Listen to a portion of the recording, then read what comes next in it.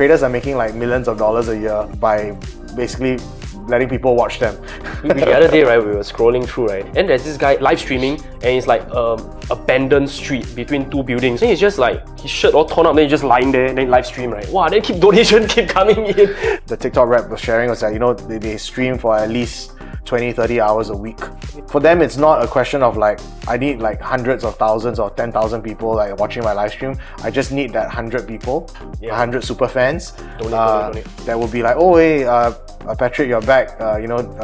If you guys give me $100, I'll tell you guys a secret. You know, and that's how it builds. You know. Do you think like this format, like podcast, is very US-ish, not really Singaporean-y? I feel like there are not enough podcasts in Singapore. I think if anything, there should be more, you know, there should be more conversations lah, you know, whether it's it's a purely audio format or like, you know, I think Singapore is still very much like radio, you know, people will still listen to like, you know, 987 or whatever and listen to these interviews. But I think podcasts have allow people to have access to some of this information. And then if it's coupled with video, it just makes it more entertaining, I guess. Because I listen to a lot of podcasts every week. Oh my God, same. I listen to like Huberman Lab, I listen to Joe Rogan, I listen to Lex Fridman, all in podcasts, and like, I just connected. He's essentially me, man. I mean, I just connected with Huberman's team as well. We're trying to see how we can, you know, get him into Asia, right? Get his content specifically into China. So there is demand lah. I just think that it's. But China, how though? It will need to be like translated and. No, but VPN, whatever, don't have. So that's the thing. That's why his team reached out to us about like how can they natively create content, right, on the Chinese platforms. Like Weibo, so it'll be like Himalaya and like, you know, Weixin and all these other platforms that are native to China, and they want to get his content there, but they don't want to just do like a straight up dubbing and that kind of thing. Specifically for Huberman, it's more like a question of like, hey, how do I create like Chinese content, you know, and because it goes into like the science and all this, like it's not just a straight up like, you know, like dubbing or like AI translation or subtitling. He needs to actually think about like creating content for the Chinese market, which is a whole like different ballgame altogether. So, but like, I personally consume a lot of podcasts, and it's because of that I've started listening to more audiobooks than actually reading books now. I think also partly influenced by the time that I spent in LA, right? Because you're driving everywhere, and you know there's not much of a public transport system there. So I was listening to a lot of podcasts because I would drive to work, you know, about 45 minutes to an hour. So I would listen to a lot of like podcasts or like audiobooks and stuff. But 45 minutes to an hour in LA is like considered near, you know. It's considered like a normal drive. Yeah, Singapore is like, wow, damn fast, yeah. Singapore is like, well, I mean, here, when I came back, previously, you know, when I was still living abroad, it's like you come back and you're like, wow, you can drive from east to west in 30 minutes. It's like, that's close, you know. Like in US, it's like, that's a standard drive. If it's 15 minutes away, it's considered close, you know. So it kind of put a lot of things into perspective. And I mean, also happy to share a bit more about like, you know, my experience coming home, and like, I feel like also contextually, like the move back home, was also spurred on by, you know, family reasons why I moved back. And then, but overall, like where I'm at right now, I'm very excited to be home. Well, when you say about the Huberman going to China, right, I have two very huge questions, man. Firstly, podcast, right? Because podcast is essentially about speaking the truth, telling it as it is, right? But in the Asian community, we all very like careful of what we guarded, say. And then, later I offend this guy, or offend this guy, or offend this guy. But you see, the thing is, maybe with regard to, I think that's why maybe someone like Huberman could probably have a chance to break into China, because he's speaking science. You know, he's talking, I think science, any like subject matter experts. Grounded in facts.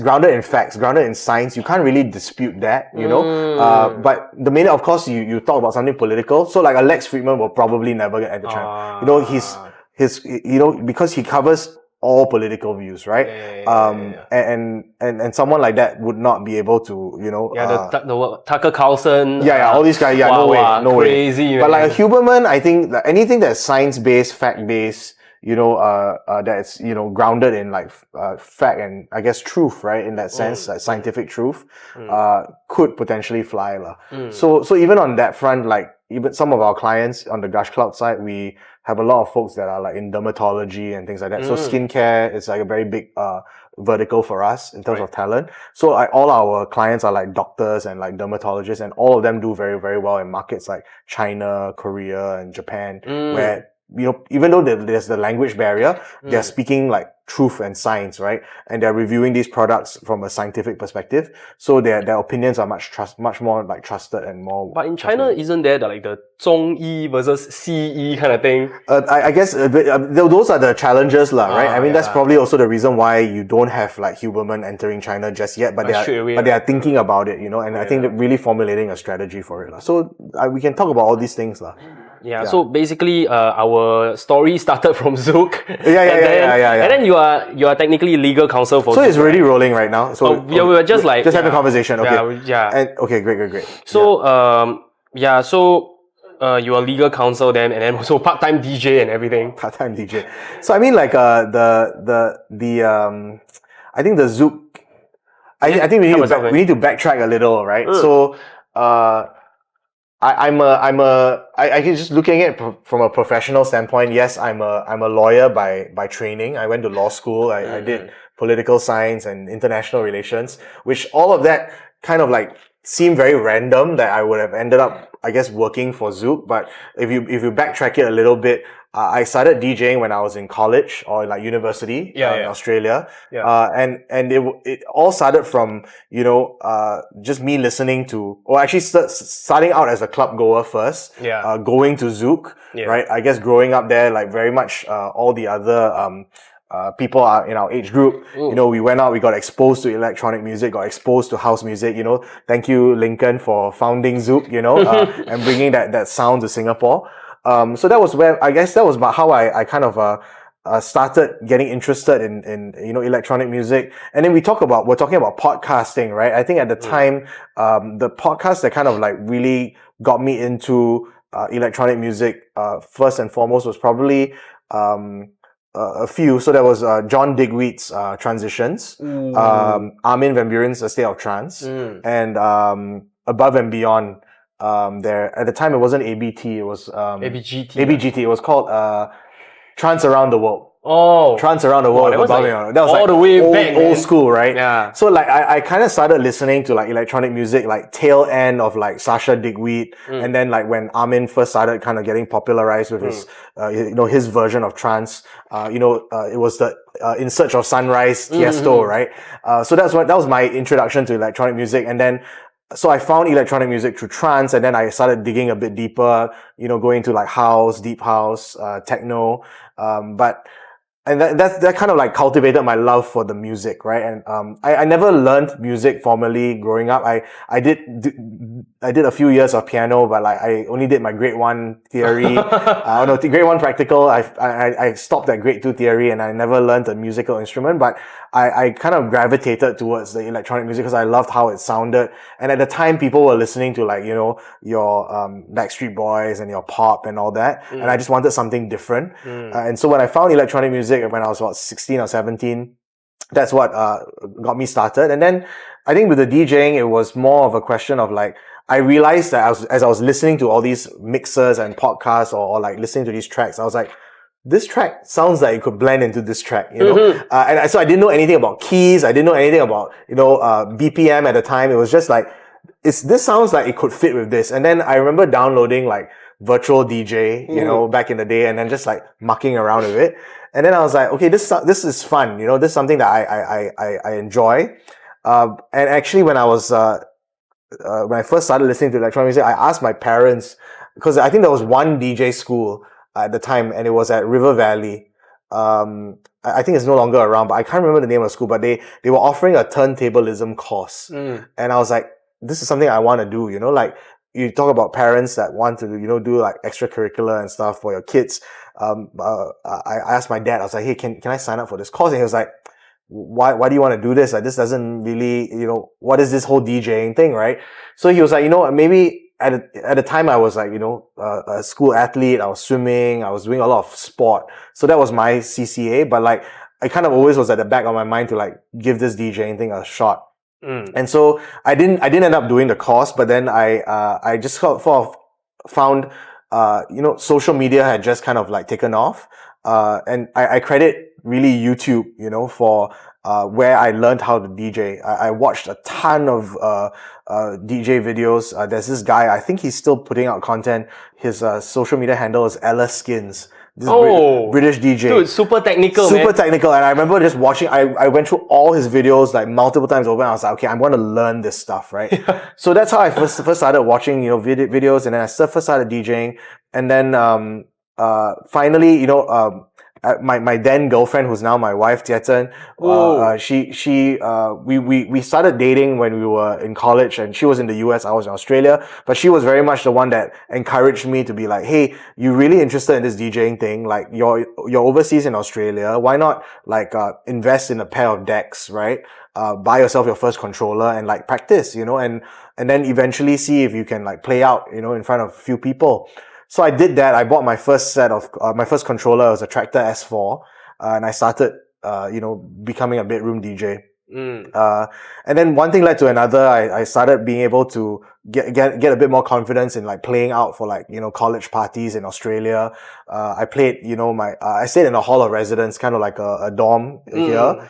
And I started playing all the college parties, and then literally one thing led to another. I got more and more confident. I started playing at the ANU bar, the Australian National University bar. And then, I started getting booked to warm up for DJs. So I warmed up for Roger Shah. I warmed up for Tidy, warmed up for Marlowe at the time in clubs. And that's really kind of what set me off on my DJ journey. So, and this was the period of 2009 to 2014. So I was there in Australia for 5 years. I did the double degree, so I was there for 5 years. But the DJing kind of followed me back when I moved back to Singapore. And so actually how the whole Zouk thing happened is also quite interesting, because I came back, I graduated, I ended up getting called to the bar here. So I did all my legal exams, and I ended up going into practice, straight up legal practice. I was, firstly in shipping litigation, shipping law. And then I moved into general, commercial, civil disputes. So I was a litigator. I was going to court and everything, but I was still kind of, DJing on the side. Okay. So I was playing at some venues, at the time. Do you remember there was this place called Rakes? No. In the Chimes. It was down in the basement. Super cool club. They had dope sound system. They had function ones and everything. And, at the time there was a guy who was, DJing there and one of the promoters, his name was Patrick Oliver. Okay. Wow. I remember him. He gave me my first DJ gig, at Rakes. And, I just started DMing people, I was like, hey, I would like to play, still be able to DJ. And so these promoters were booking me. I was playing some of Oliver Osborne's parties and the rooftop and pool parties and things. But what actually got me connected to the Zouk folks was, when I first moved back to Singapore in 2014, because I had the experience in in Australia, DJing, I wanted to get a better sense of what the music scene and the clubbing scene was like in Singapore, coming back from Australia after spending, 5 years there. So I actually embarked on a mini project, a documentary, where I was, I enrolled a couple of my friends who were filmmakers and film students at the time. And I was like, I would really like to just interview people like stalwarts within the music scene, right? And just to get their opinion on the state of affairs of the music scene at that point in time in 2014. And that's when I literally just reached out to folks. I interviewed Wayne. Oh, yeah. I interviewed Wayne at the time when he was GM. I interviewed Biden. I interviewed the late Chris Ho. Okay. I interviewed, even music producers and, folks that, have gone on to do some great things, on the international stage. People like Tat Tong. So I had all these interviews, right? I just came from a perspective of tell me what the state of the music scene is in Singapore. And that's how I kind of somehow was put on Zouk's radar, because about 2.5 years or almost 3 years into practice, I was ready to kind of leave the legal world. I had, really good experience, being a litigator and I had good training and everything, but I wanted to be part of something that was, not so zero sum, right? Where you're just going to court and fighting cases and creative. But I wanted to do something that was building something, right? And literally and serendipitously at that time, as I was thinking of leaving, Ski reached out to me and was like, hey, like, do you want to come work for Zouk? And I was like, yeah, let's do it. You know, that was what a way to like marry like the two things that I was doing, right? I was called the white collar DJ at the time because I was, you know, going in my like court attire sometimes to DJ and like, or DJing on weekends and stuff. And then I was like, what a nice way to try and like marry the two and two together. So that's how I ended up getting hired, to join Zouk. And that's how we became colleagues. So that's a bit of like a long roundabout way of telling the story about like, I think it's important to kind of, talk a bit about that because at the time, if you ask me, right, like, after finishing law school, going into legal practice, whether I would have an opportunity to have the two worlds kind of like intersect, I would have said like, there's no way in hell, right? Or either that or it would be, this is something I would maybe do like 10, 15 years down the road after I'm a lawyer, you know, I go in-house kind of thing, right? But, those kind of worlds collided and that's how I ended up at Zouk. Yeah. And is it like a huge challenge to do it full time since you're so passionate about it? Or like the family against it or something like that? Oh, you mean like the DJing? DJing. I think that for DJing, I never saw it as a full-time thing. I think it was if anything, it was interesting to see. It was a whole journey to try and integrate it and to be part of my life. Even now, right? Like, I'm just getting back into the DJing, circuit again. Now that I've just moved back to Singapore after spending 5 years in the US. For me, DJing has always been a way for me to like fill my soul. Right? Or I feed my soul and like play out music that I like to play in venues that, would have an audience that can appreciate the music that I would like to play. Of course, I mean, you know, whether if I'm assigned to like, you know, warm up for a DJ or close or play an event like, you know, I have one coming up on May 4th. I'm DJing with some friends and they're putting up an event at a location in Kallang. I mean, I understand the assignment, but when I was DJing regularly previously, when I still had my day job, right, with whether that's being a lawyer in practice or even when I was, I guess, relief DJing, right, at Zouk, it was always to kind of do it for I wouldn't even say selfishly. I would say it's do it for me, just to feed my soul, but also like do a good job of it, right? I understand the assignment also. So I think the different contexts and I played so many different types of gigs. I played in a yoga. I did the opening of I played the opening of the yoga. Was it Lululemon store at MBS? So that was an interesting experience. I was DJing to like, you know, these like yogis coming in and out and buying stuff. So I played in a department store. I played clubs, bars, you know, I played, bar sets, closing sets, warm-up sets. So I relish every opportunity that I have to play out because I like the challenge of also programming the music to fit the venue, to fit the assignment, to fit the crowd. And then, you know, when I was doing like TBCs and stuff like that on Sundays, those are actually the gigs that I really like to play, like the beach clubs and like daytime, cause I can play a bit more like house, funk, soul, kind of like disco. But every gig has had a special place, in my heart. And I'm just grateful to be able to even play out, you know, cause I always go back to the time when you know the same. It's like, remember when you started out in the bedroom, you know, when you first got your first pair of decks and you first started playing, even to whether it was to your mom or to your cat or to your girlfriend, you know, that was your first audience member, right? And then just being able to like play to a varied number of people or a big crowd, small crowd, like it's all the same for me. It feeds my soul at the end of the day. I think like right now that I am not really a full-time DJ, right? I actually enjoy DJing a lot more. Like, I was like all along very passionate about DJing, but because of the fact that we have to make ends meet with the DJing, it becomes a job. Yeah, it starts to kind of like reduce the fun level of it in a sense. Sure. But like right now, as we were like speaking about it earlier, right? The DJing pay rates now is the same as it was like 30 years ago. Yeah. And I was like actually randomly talking to Gemstar because he was like posting on social media on Instagram, like say, hey, DJs, you should be asking for this much. He's like on a menu, right? And then I'm like, but how is it realistically possible when there are so many people out there willing to DJ for no money, you know? Yeah, I mean, I think that's I guess a perennial problem, right? I mean, first of all, if you look at it in terms of like the ecosystem, you have like firstly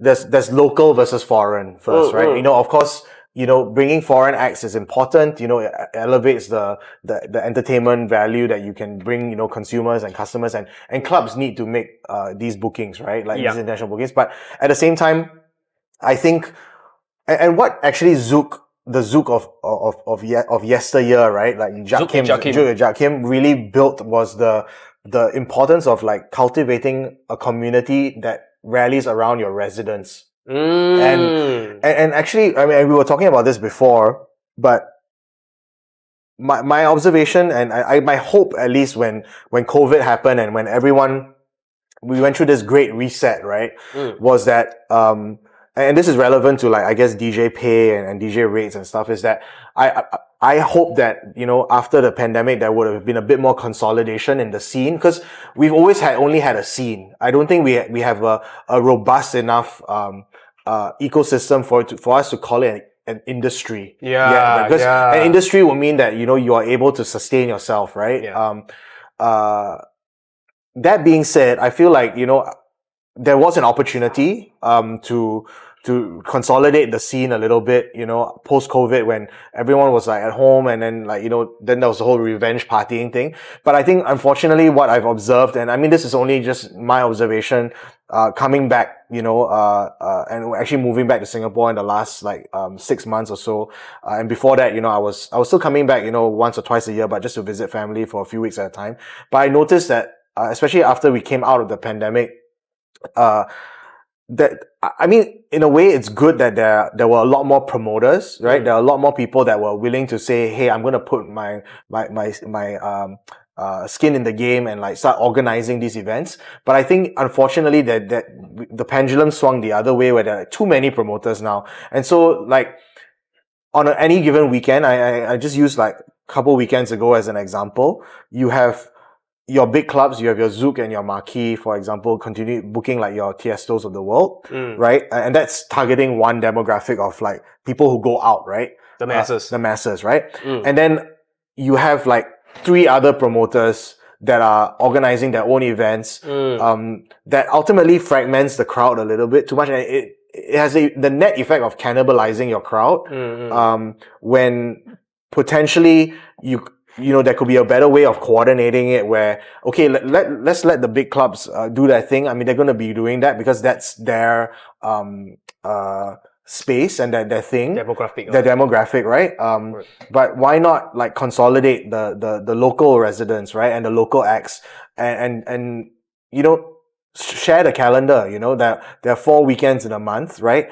Why not one promoter take one weekend 1, weekend 2, weekend 3, and then you don't end up cannibalizing the crowd, because then people can actually say that I'm going to go out you know, first weekend of April, I'm going to see these DJs and these local acts. And then weekend 2, another promoter puts on another promotion for, with another local lineup, right? So that people don't have to feel like they have to choose, or have to split my time between going to Clarke Quay and then going to like, you know, another venue to see the acts that I really want to see. And that's, I wish that didn't happen, but that's unfortunately the kind of reality right now.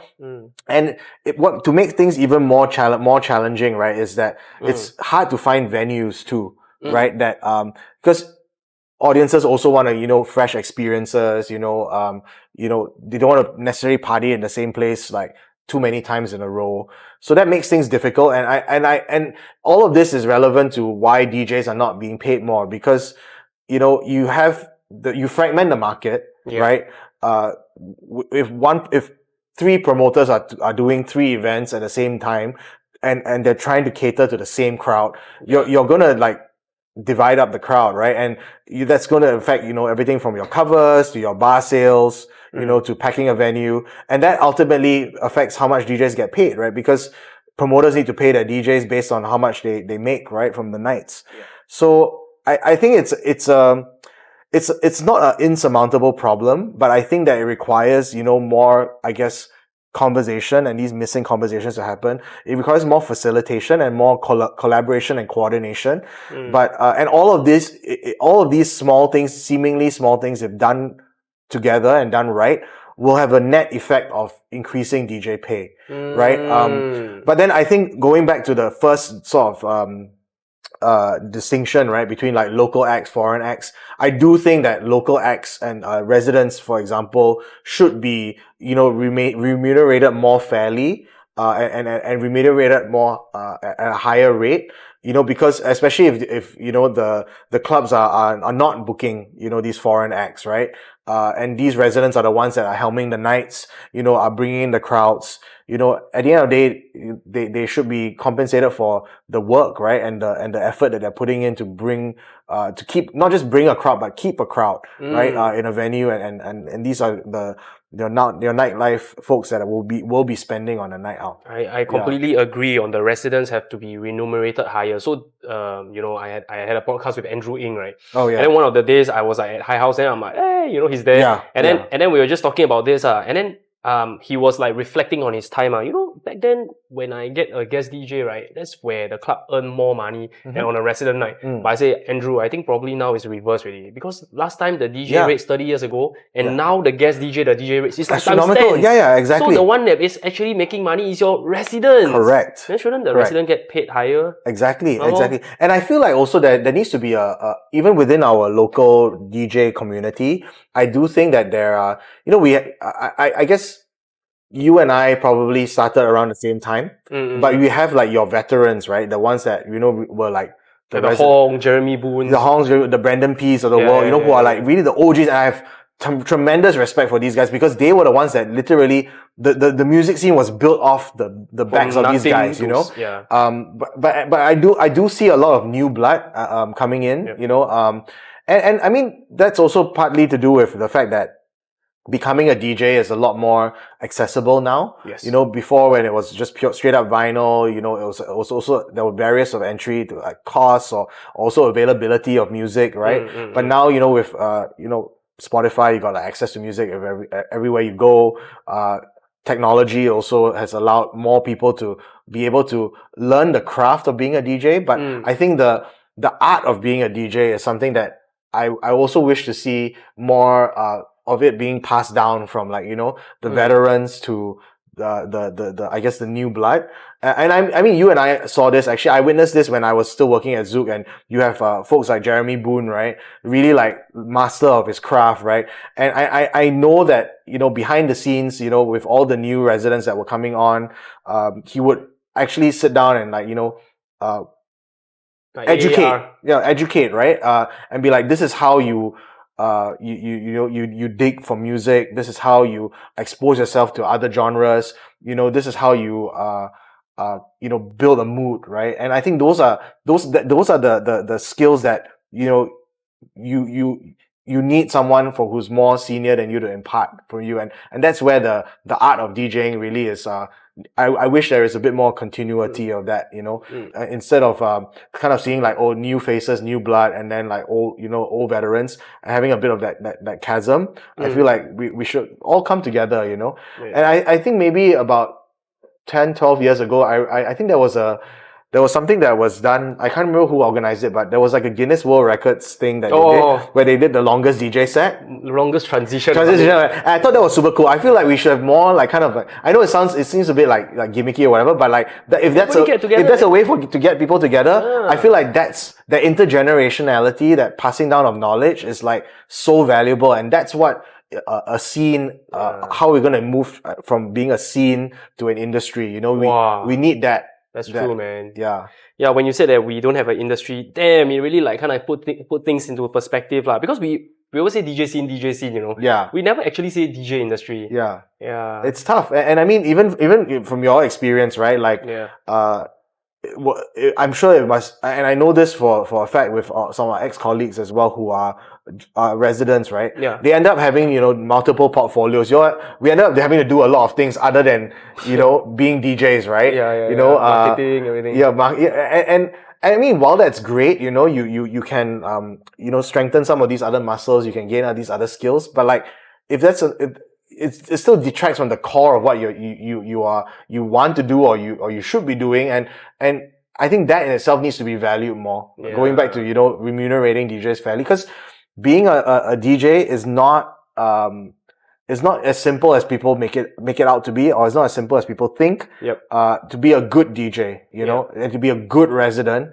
And especially a resident that has stayed the test of time, that you can't put a dollar value on that experience, Yeah. Because really a resident can make or break a night. You could book a Tiesto, or you could book a big name DJ. Yes, it might pull a crowd, but if the resident DJ like screws up the warm up or like kills the vibe, it's going to make the whole night detrimental as well, and that's not to say that it's only when you have these foreign guests coming in where the residents are warming up, but the residents have helming their own nights as well. They're very much responsible, as you mentioned, for bringing in these crowds week after week when there are no international DJs. Yeah. And if you have to focus on something else, you can't build your own DJing portfolio, and then you'll be stuck at that level for God knows how long, and then where other DJs are already going regional and international and you are still stuck. Yeah. And I do think also that, I guess, unfortunately, it's hard to just be a straight up DJ these days as well. You have to produce, right? Yeah. And that's just the nature of how the whole sort of industry has evolved, right? Like, everyone, that you have to be kind of like a chart topper. You have to have hits, right? Yeah. And then, be a producer first and then DJ second, to kind of really have a sustainable kind of like career, as a touring DJ. I think the era where just being a DJ alone is enough. It's far gone already. I mean, I think I guess the old guard, or your Carl Cox, Sasha, and all those guys. I mean, they do produce, but they've been known more as DJs first than producers. But I don't think if Sasha was started his DJ career in his current year, he wouldn't be as big as he was. Like the first mover's advantage. First mover advantage, and you have to be a producer. So and that's something that I never got into. I never really like learned how to produce, and that's something that I still think about it now and then. It's like, should I teach myself how to use Ableton or Logic and stuff? But like, again, but we got time. Yeah, exactly right. It's other priorities, and also I'm in a different season of life now. I've like I'm married. I got like a kid and another one on the way. So it's going to be 3 years old already. Just turned 3. Juniper just turned 3, and then I have a son due next month, end of next month. Oh damn! Yeah, so one after another, man. Yeah, different season of life. So going back to the DJing. So DJing for me really is for my soul. Is I guess you can call it a side hustle, but like I don't even do it for the money, honestly. I just do it for the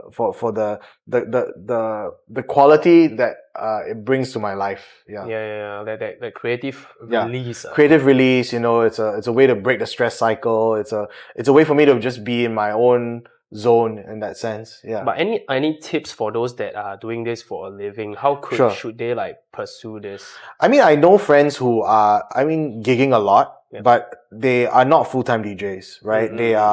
They still have a full-time job, but they are gigging very, very regularly, multiple times a week, different venues. And you can make decent money, right, just from gigging, but you just have to be ready to be playing a myriad of different types of sets. So you're not going to necessarily be playing in a club. You'll just be doing a lot of bar sets. You'll be doing a lot of beach club kind of like stuff. And that, if that's good, because each gig, pay a few $100, right? You do 20 gigs a month, which is quite a lot, right? That means you're gigging every day, you're basically gigging every day. Your Saturday, Sunday is gigging, you're gigging, and you're doing Friday, Saturday, Sunday, like every week. If that works for you, for your season of life and schedule, then I would say go for it. But that's how I honestly, right now, I see friends who are actively gigging, still being able to make a decent amount, right? From gigging. But I mean, at the end of the day, it comes back to the real money. I guess if you want to make it as an artist, comes from producing and touring. Maybe content creation. What do you think? Oh, and then content creation for sure. I mean, I think there's definitely and this is kind of like a good sort of like segue into like, you know, what I've been doing and what we do over at Gushcloud, where we work with content creators. I think if you found a niche, if you found a vertical of content, or you found a level of subject matter expertise that you can put towards your content, then I think content creation is a worthwhile endeavor. Also because you have platforms right now like YouTube, I guess to also an extent like Snapchat, right, that pay platform advertising revenue. So your AdSense, you know, it's fairly predictable. You know, it's if you create content that you know is going to do a certain level, right, predictability in terms of views, you can kind of like project your income just purely from AdSense. And then you of course have like, you know, brand sponsorships and branded content, which is another revenue stream. So I would say content creation is I mean, that's what musicians are and DJs are. At the end of the day, you are content creators, right? In some way, shape, or form. This day and age. So I would say social media has been a boon for that.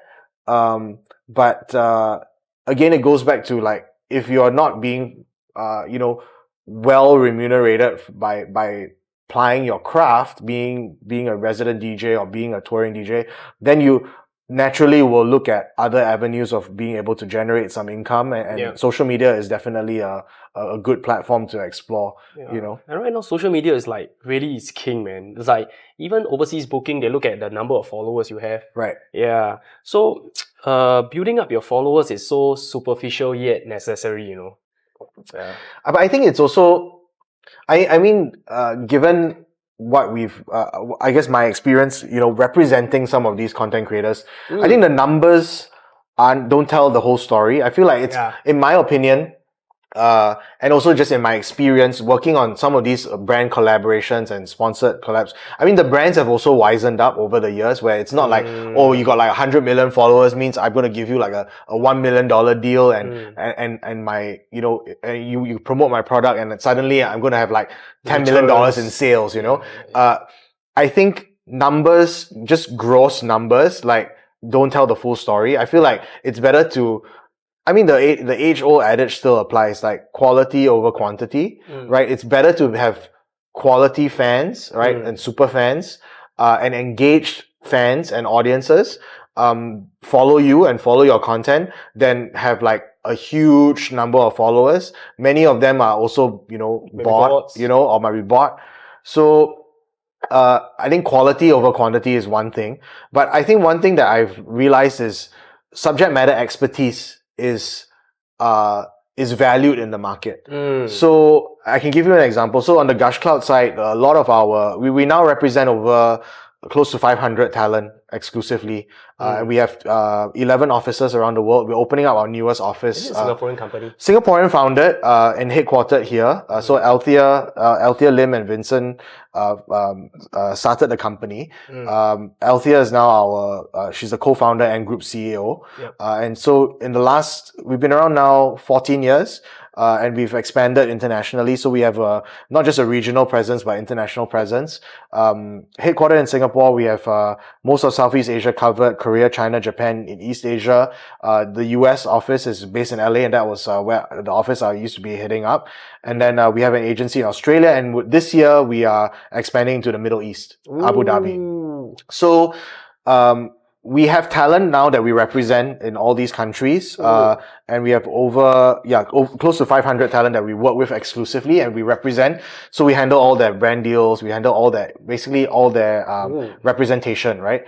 So and then we have a wider talent network of about 100,000 creators, nano, micro, macro, all the way up to like your A-lister talent and Snoop Dogg and like, you know, Naomi Campbell. So it's interesting because our roster is very much made up of creators that target specifically what we call broadly called the female wallet. So these are creators that are specifically within the verticals of skincare, beauty, wellness, family, parenting. And they have majority like female audiences. So like at least 65% and above of their audience is female. And their audience age demographic is between 25 to 44. So they have a higher spending power. So we represent a lot of, for example, dermatologists, doctors, right? Wow. Subject matter experts. So that's why I talk to you about subject matter experts. So that's why subject matter expertise, right? Honestly, is valued in the market. The reason why I say this is because your dermatologists, right? Okay, now some of them have like crossed the million mark on platforms like TikTok. But when they were still hovering around like the tens of thousands or like hundreds of thousands mark, right? And of course, they're based in the US, so by that measure, having 100,000 followers you're not like a mega influencer in the US, right? Yeah. But because they are subject matter experts, because they are science-based, fact-based, they are trusted opinions, they are very highly engaged audiences. So people would, ultimately trust what they say, and the brands love them. The brands will pay a premium to say, can you please review my product? Can you please integrate your product in your content? Because we want to hear what your opinion is on it. And the consumers want to hear their opinion on it. And they end up being able to convert a lot more sales for these like skincare brands and all that. Damn, that's a run for the money for influencers. It's like DJing, the barrier of entry go down because you invention of the sync button, invention of controllers. Now DJing is not enough already. You need to be a producer.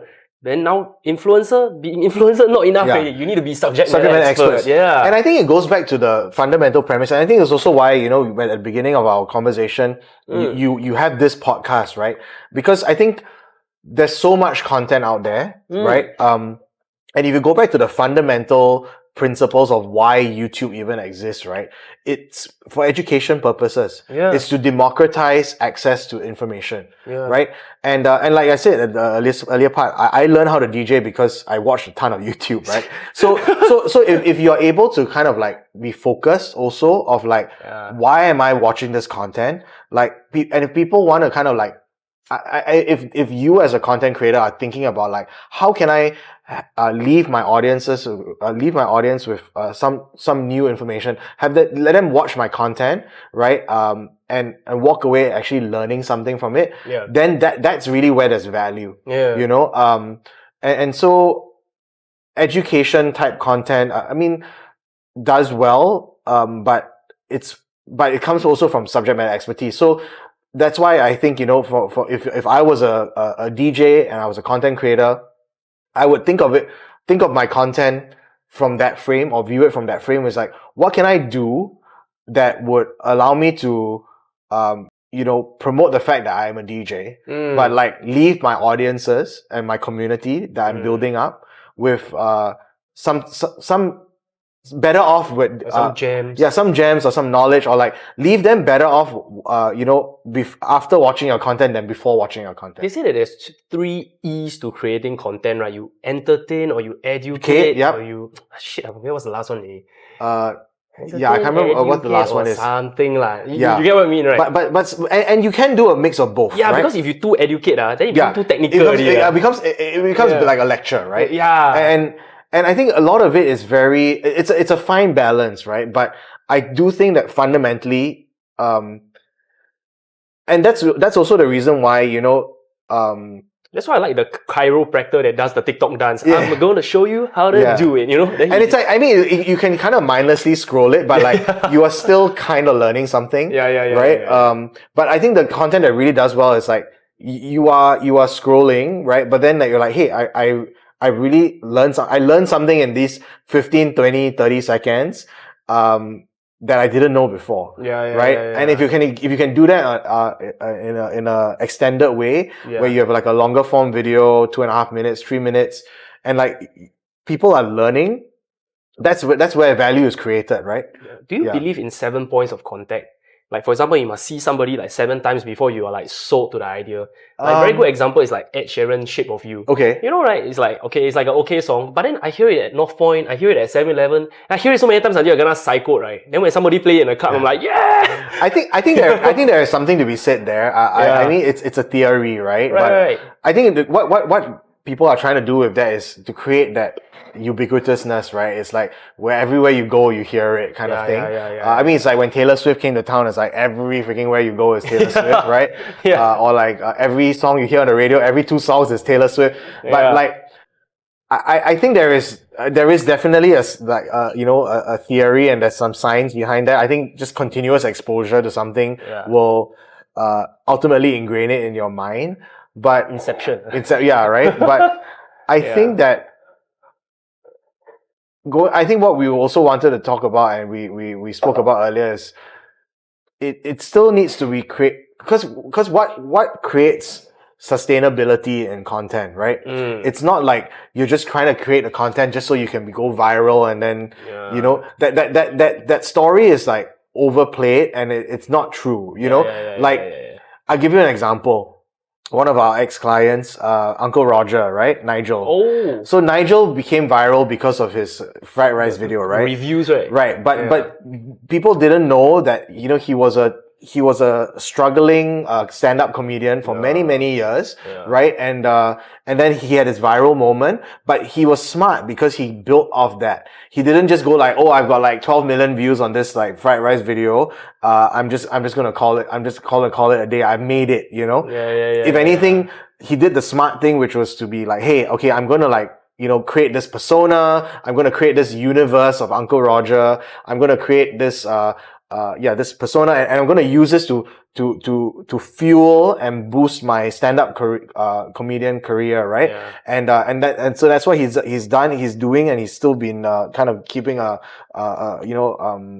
keeping up with, which is his stand-up career, right? And now he's moving into things like acting and things like that. So I feel like it has to come from that authentic place, right? So Nigel is authentically a stand-up comedian, and that's his craft, and that is his art, and that is his talent, right?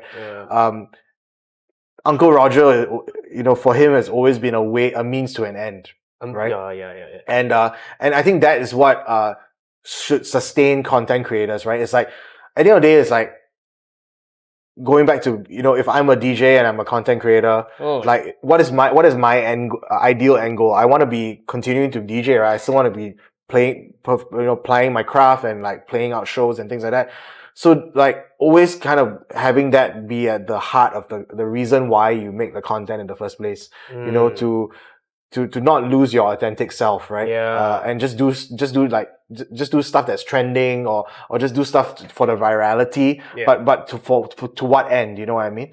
So I think it always has to come from that authentic place, and that's what allows creators to continue to do what they do, right? Because it's not so much about like, I'm just trying to, hit it while it's hot and just be like popular for a minute and be like a flash in the pan. But it's more like, how do I do this for the long term, right? And if not, creator burnout is a real thing, you get burnt out trying to like think of doing viral stuff just for the views, and you get stressed, and then it becomes a negative spiral, because it's like you have to do this for like decades in order to have that brand trust, that fan base, If you do it just for 3 months, then you give up, it's not gonna work. And it goes back to engaging with your community, right? It's better. I still stand by this, where it's better to have 1,000 loyal fans than a million. 1,000 true fans. And and these are the ones that will show up for your gigs, that will buy your merch, that will support you. They will be like they'll be at the front row of your gigs. It's better to have 1,000 of those guys than a million faceless people, followers on social media, who will just kind of like give you a heart and not do anything else. Do you like kind of do like content review? Like you look at like a creator, right? And then you'll be like, okay, so now this is what kind of content you're doing. Is there like that you give suggestion like, okay, maybe you can do a few? Yeah, I mean, I wouldn't say I'm like appropriately or adequately qualified for that. We do have, there are members of the team that are like content strategists, right? So that's really their focus. They consume a ton of content, and they kind of know like what's trending in a sense, but you're not trying to like manufacture something that doesn't exist. But if anything, it's more like they provide strategies of like, okay, if you're already creating like vlogs, for example, maybe you can kind of like create vlogs around this kind of like topic or in this setting, you know. What works for you? What works for you. At the end of the day, it still has to work for you. And even when we do like brand deals and stuff with like influencers and content creators, it's like we always negotiate and advocate to make sure that the creativity still lies with the content creator. Like the brand can say, okay, I want you to talk about this bottle. I give you all the key talking points, you know, it's made of this material, it's whatever. But how the content creator is going to integrate this into his or her content, how they're going to present it, the creative concept, all of that should still lie with the content creator, because they need to come come from an authentic place to create that content in order for it to do well. Which is the genius of Mr. Beast then. Yeah, exactly. The way he integrate the brand deal is like... I mean, Mr. Beast is a master. Yeah, master of that. Yeah. Somebody is on the verge of losing 100,000. But now let's talk about... And so I would say Mr. Beast really... I think he's more on the entertainment side. But there are creators out there that are, you know, really straddle both. And actually, another example I can give you is one of our other clients. He's called the Hacksmith. I'm not sure if you heard of him. He's a Canadian guy. He basically is like real life Tony Stark. Oh. So like he's an engineer by training, and he started off in his garage. He built the first Iron Man suit and like. He built all these guys. He built like the world's first lightsaber. So he's like really like science tech guy. Okay. But you know, he basically shows you how he builds all this like. So he showed the end product first. Okay, but then how and then he like shows you the engineering and everything, and it's like super cool, like really like cool guy. And that's one of the Gushcloud. Yeah, so we worked with him to set up his Bilibili page.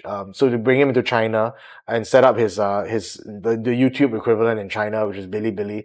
This is during the pandemic. So that he's an example again of like just there are a lot of, and the thing is there are a lot of creators like that out there, and it's just about staying true to who you are and what you choose to care about and be passionate about, and that comes out in the content very clearly. You can tell if it's very manufactured or if it's real or not. Yeah. I spoke with Jace Pua. I'm not so sure if you guys are working with him. Pua, no. He's like a Singaporean. I think he's almost hitting like 500,000. Oh, really? On Instagram, which is like one of the fastest growing. Yeah, that's I would like akin to him like the Mr. Beast of Singapore in a sense. He's like the viral king Basically, anything is just viral. Got it.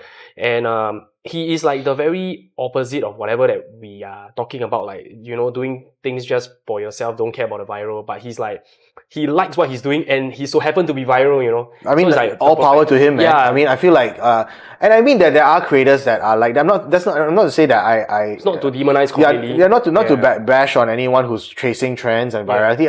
I think it goes back to like, what is your end game, you know? Yeah. Like, and I think, you know, it's interesting because every creator has their own needs and wants. And that's quite interesting also contextually with what I'm doing right now with Gushcloud. So I'm now sort of head of creator acquisitions. Wait, but before you are like country head. Yeah, so I was previously the country head for the US office, which was basically managing the agency. So managing the talent agents that rep the talents. Also, I double hatted as a talent agent myself. So GM.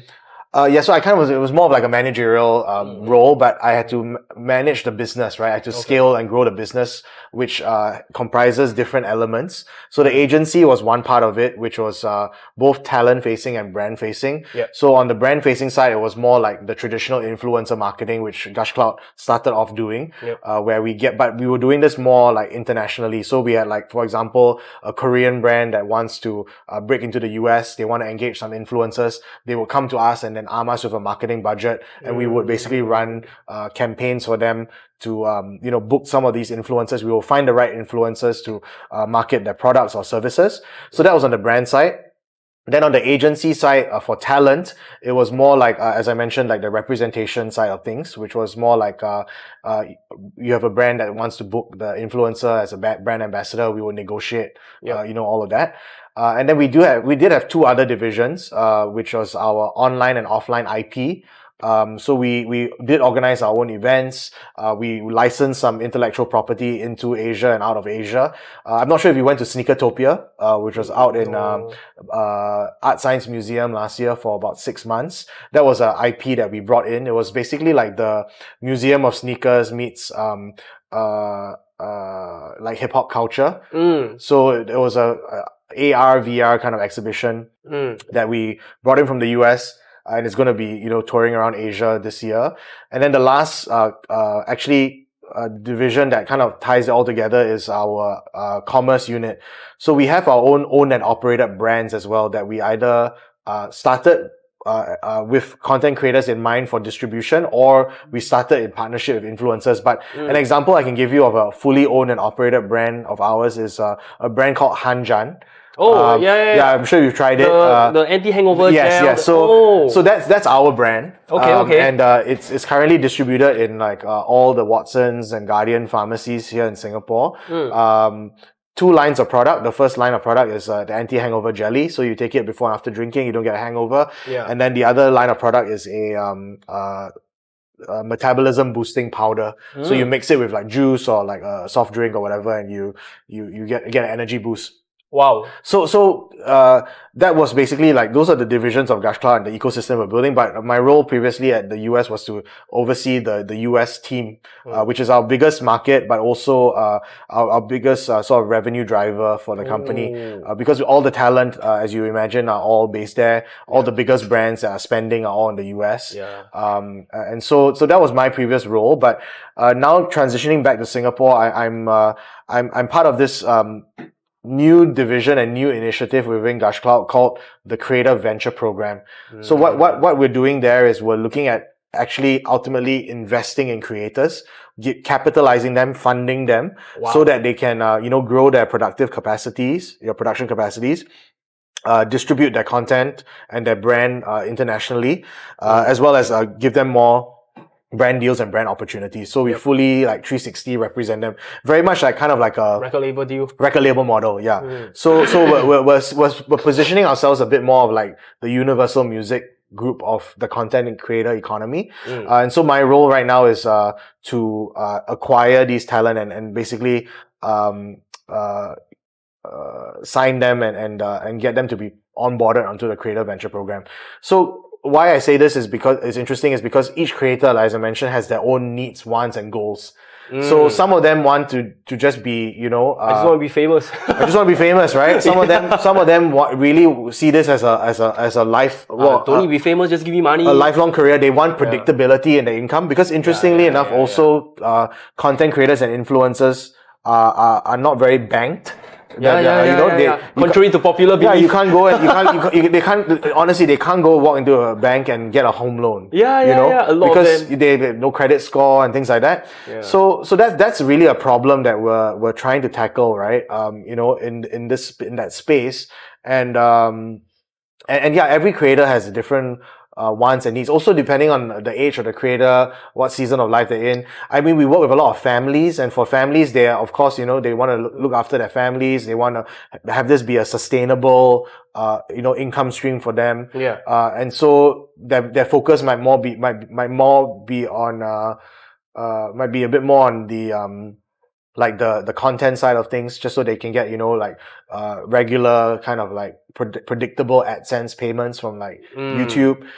Some of them are more like, I want to be famous, right? Or I want to do more brand deals. I have a dream collab with like, Nike or something. And so everyone has different demands also, from creator to creator. So it's important that when I have all these conversations and I meet all these creators, we always ask them like, what's your vision for your career, right? Where do you see yourself? Like, do you see yourself doing this forever? Do you see yourself,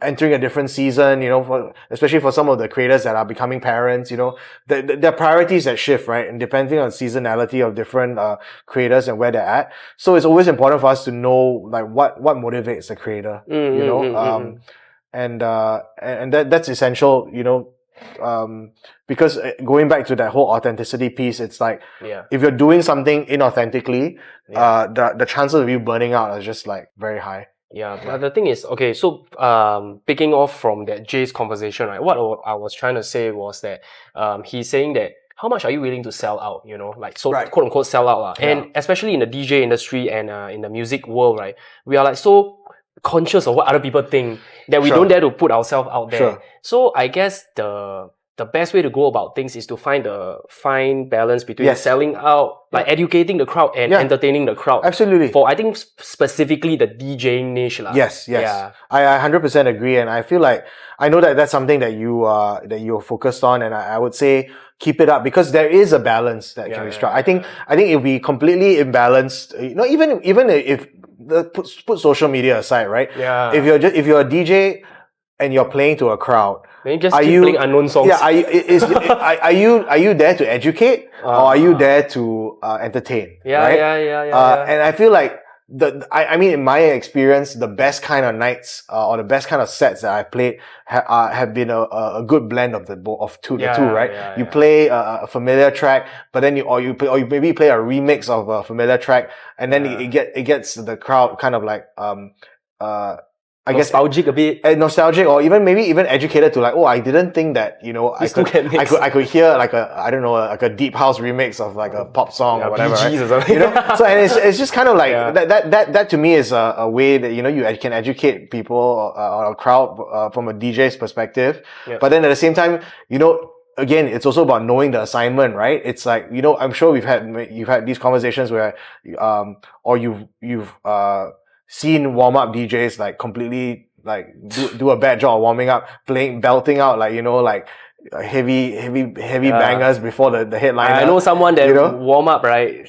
Dude, playing all the Jay-Z bangers. Yeah, it's just like, come on, like so you also, but knowing the assignment, right? And playing the right set for the right vibe, for the right audience, for the right, and that's goes back to the art of DJing. Yeah. And when you are a content creator, right, do you focus on, because I learned this, right, from Colin and Samir. I'm not sure if you know. Yes, I know Colin and Samir. Yeah, Colin and Samir. The podcast, right? They have a podcast. They have a Colin and Samir channel. And they also have a Samir and Colin channel, which is like, they dump all the random stuff. Then they have another one, which is their podcast channel called Creator Support. Yes. And then from there, right, they talk about inbound brand deal and outbound brand deal. Okay, yeah. So, as a content creator, right, when you first started, right, do you focus more on inbound or outbound? I don't think you have much inbound anyways, right? So, yeah, that's the thing. I mean, I can speak basically in the context of like the clients that we represent. So when we represent these influencers and these content creators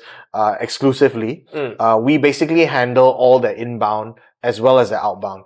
So most of these creators are already of a certain size where they are already getting a lot of inbound inquiries and they need somebody to kind of like help them manage their inbox, because as a content creator, once you get up to a certain size and or popularity, or people are watching your content and the brands start reaching out, there's a lot of like I need to learn from you this part, okay? A lot of scams. Yeah. So, like, for example, let's just say, like, my podcast is now between 200 to 2,000 views. It's like, it varies. Sure. But how many views or how many subscribers will I need to reach, right, in order for me to realistically, like, reach out to a brand and they actually care about me, Like, imagine I got, like, 100 subscribers, nobody care about me, right? Yeah, I mean, I think, I do think that, I think it also depends on the brand and and the perception, but again, I'm also kind of just getting back into like the Singaporean context, but I would say,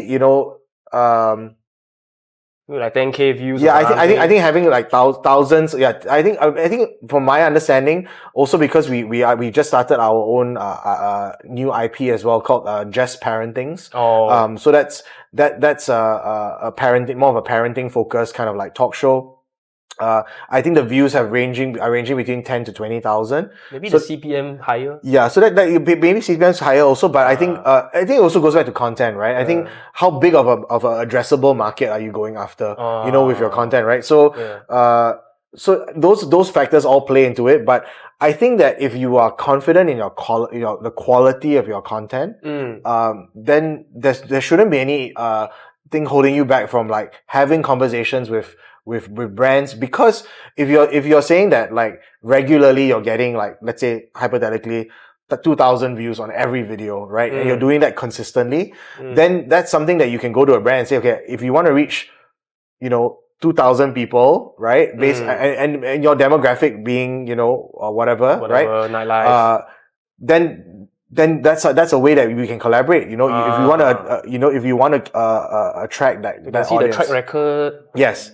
So I feel like there's no right or wrong number, but of course the bigger the number, the more easier lah. The more attention you can kind of like grab, because you can just throw a big number at them and be like, oh, I have like 100,000 subscribers, right? But I think especially as you're building up, I don't think it's a question of like, oh, I need to build it up to this size and then I can start talking. I think brand conversation should be happening in an ongoing way, because you never know really, like brands that might be specifically targeting your audience demographic would want to work with you, because, and it goes back to that whole quality versus quantity, right? If you're able to say that these are quality fans, right? And people that would actually, like, you say, okay, today I'm, this podcast is brought to you by, Rode mics, and right? And you be like, and you know that your audience are like audio files, right? Yeah. And you integrate your Rode mic, you have maybe an ad read or something. Yeah. And if 10% of your, let's just have that's huge conversion, 10% of, or a percentage of your audience, the engaged audience, goes and buys a Rode mic. Wow, dude, super worth, man. Then that's also why I think there's this misperception that bigger is better. If anything, like even with some of the campaigns that we've run, we've had a lot of success with your nano and micro influencers, because they attract a much more specific audience and a more loyal audience. Is this the age of the rise of the micro influencers? I'm all for it, man. Yeah, dude. Yeah. Like ever since I'm like super active on TikTok, right? Brands have been reaching out to me, and to the point where it is like, they'll invite me into their Microsoft Teams chat and then show me presentation. Yeah. I'm like, dude, I'm not even famous, man. I'm like, nobody. Say, but now is the age where we want to target micro influencers, because 10 people with 10K, right? Yeah, exactly. Is most of the time better than 1% with 100K. There you go, exactly. I mean, I'm not saying that having a big influencer or brand ambassador is not a good thing. I think it features this, it factors into the strategy, it factors into the strategy. It should ultimately be a question of like, hey, and this is what we advise brands too. It's like, you want bang for your buck, right? We know market budgets are limited, but like, how can we devise a strategy for you where you are not getting like an A-lister and spending blowing that big bucks on an A-lister and getting very little return for it? How can we actually effectively spread the budget, right? To get, a good number of content creators, some big, some small, some medium, right? That will ultimately be engagement. That's what you're after, right? You want to engage with their audience. The content creators' content is one thing, but the main thing is you want to engage with that audience and you want to convert them, right? Especially if you're selling a product or service. Yeah. Wow, so deep. I don't even know how to go from here. Like, I got so many questions, No, all good, man. Ever since like I'm like a content creator, right? I've been like faced with so many of these kind of questions, and finally you're here, right? You're like literally the person to ask, right? And then I just forget what I want to ask. It's okay. Yeah. But I mean, this is just the beginning of the conversation. I feel like also it's part of again, going back to the education piece, right? Yeah. I think people are afraid of things that they don't know. Yeah. Right? And that's what holds them back sometimes. It's like, I don't know, am I big enough, to be able to like reach out to a brand? At what point do I feel like I have a seat at the table, kind of thing, right? But I think overall, like, I want to encourage, content creators out there that if you stick to who you are and the content that you want to put out and you're authentic, brands, I think at this stage of where the creator economy is at right now, brands are more educated also in terms of like what they're looking for in terms of a return on investment, right? Of working with creators, because there are more metrics, for example, that we can track. And even on the Gushcloud side, we have our own proprietary tech that allows us to analyze the analytics of a content creator to suggest, for example, whether this creator might be a good fit for this campaign based on like, the deliverables, but also the brief, right, from the client. And so there are ways now to kind of like understand the ecosystem a little bit better. So it's not just like spray and pray kind of thing. But at the same time, I also want, people to know that the creator economy is only continuing to grow, right? If you are a content creator, I would highly encourage you to just continue to put out content as long as your content is adding value to other people's lives. Like put it out, whether it's to entertain or to educate or both. Like you are contributing to the growth of the creator economy, which is only continuing to scale and grow. And you never know really like what will resonate. I think I was at a conference recently in the US. And it was actually funny. I was at a dermatology conference. I never thought I would ever. Oh my God. But we had 3 of our clients that were there on the request of the brands. But one of the content creators, and he's one of the biggest dermatologists on social media. He was like, "Yes, I have 1 million Instagram followers, right? I might have 1 million Instagram followers, right? But there are 7 billion people in the world. Okay, let's not talk about the world. Okay, let's just talk about America. America is 330 million people. Yeah. That means there are 329 million people that I'm not reaching. Right? So, and those people could be reached by you. So that was what he was basically trying to encourage. A big piece of the pie. Other creators in the crowd. Look, the pie is big enough. Blue ocean strategy. It's true. I've been mentioning in this podcast, almost every podcast, right? The DJing scene. Please stop doing goddamn gigs, man. Build your content creation. Exactly. And then when you are big, right, then there will be more reason for them to pay you higher. Exactly. Yeah. And I think, and what I hope is that by encouraging more of these content creators to go out there, put out your authentic content, like my view is that rising tide lifts all boats. So, a rising tide will lift all boats. So, by doing that, you are growing the pie, and the pie is big enough, right? See it less from a lens of like competition than just collaboration. Yeah. And that's another piece of it, this whole content creator thing. Collaboration is key. Most of these folks that grow astronomically is because of collaboration. Recently, Uncle Roger with Kimono Mom. Yep, exactly. And then the kid's like, who the hell is this guy?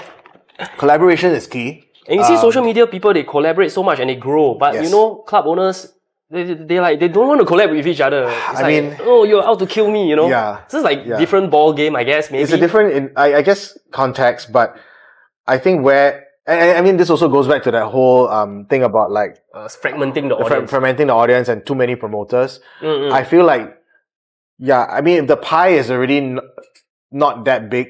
Like, don't try and like cannibalize each other. Yeah. I think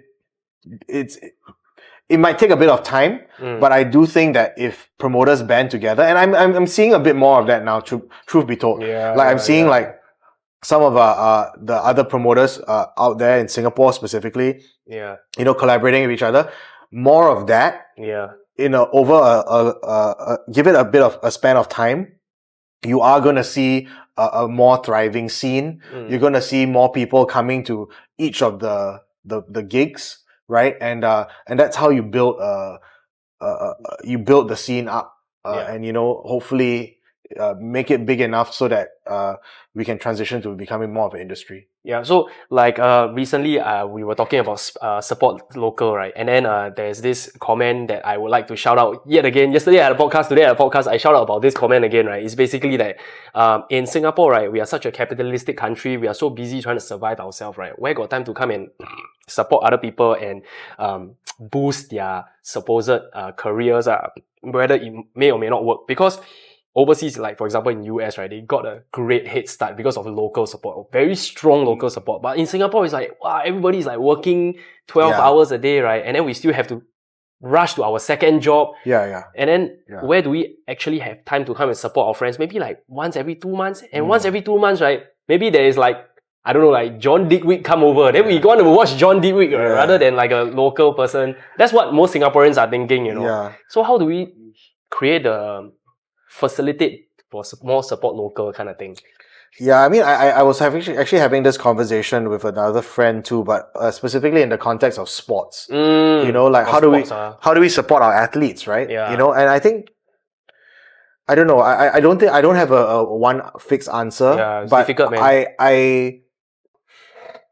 I do think it comes back to, on one level, like valuing our local talent in the same way that we value foreign talent. Yep. I know there will always be some sort of disequilibrium, but we can take progressive steps to close that gap.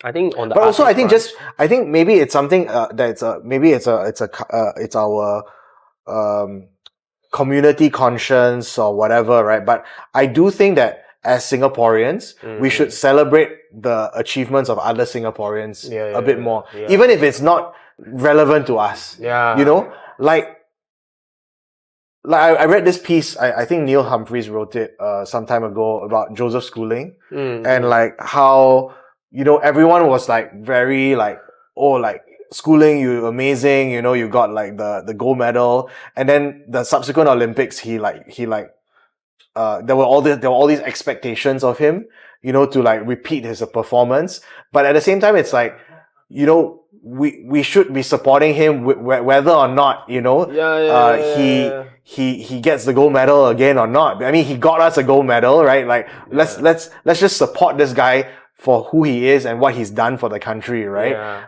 Versus like, you know, all this like kind of like, oh, he should have done better and all that, you know? It's like, you know, I mean, Singapore is a result-based country. Yeah, but at the same time, you know what I'm saying, right? Exactly. How many people got gold medal in Singapore? Or it's like, you know, if someone like actually achieved something on a world stage, right? I think we should next level. We should celebrate that. We should talk about it more and not see it from a perspective of like, you know, could have done better. Yeah, you know, it's like. And I think, especially now coming back to Singapore, I feel like there's also this idea that, oh, the grass is greener where you is the grass greener? But the grass, my opinion, the grass is greener where you water it. Wow. So shit. It's like, I've never heard this one. I mean, and that's why I feel like, you know, we should just be supporting all our creatives. We should be supporting all our talent. People that are putting their bodies on the line for this country. Wow, it's crazy, man. You know, one of my my kickboxing instructors, Terrence Teo, shout out Terrence. He just won his fight over the weekend. They had like a Thailand versus Singapore like kickboxing kind of contest.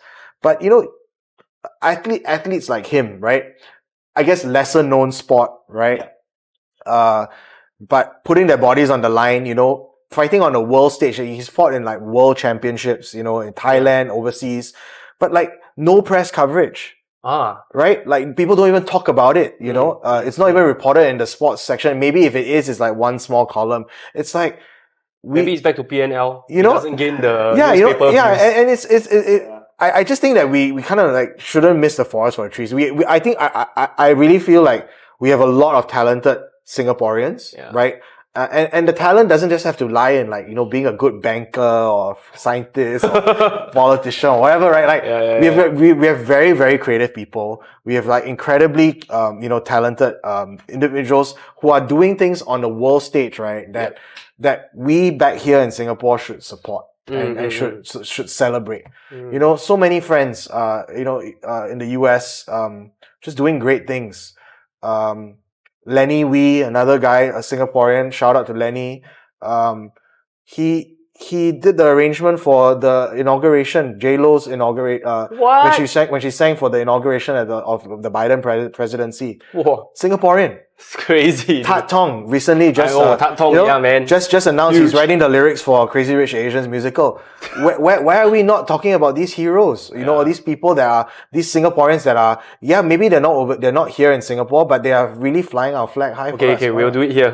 Yeah, you know, so I really think that you know, and maybe you're right. You know, I think as Singaporeans, it's very easy to live in our little bubble, And I mean, I get it, like everyone has to, is working hard, to provide for their families and everything, but surely there is capacity in us to celebrate the achievements of our fellow Singaporeans. Yeah, we don't even need to talk about musicians, Let's just talk about like our government, Whenever they introduce something like GST, right? Then, in the comment section, there will be Singaporean, just left pocket, transfer right pocket. Whatever our government do, right, is always not enough. Right? But then when you see, right, our government speak to like US official, right? And then in the comment section, all US, right? And then I'm like, wow, how I wish we have this kind of government. It's true.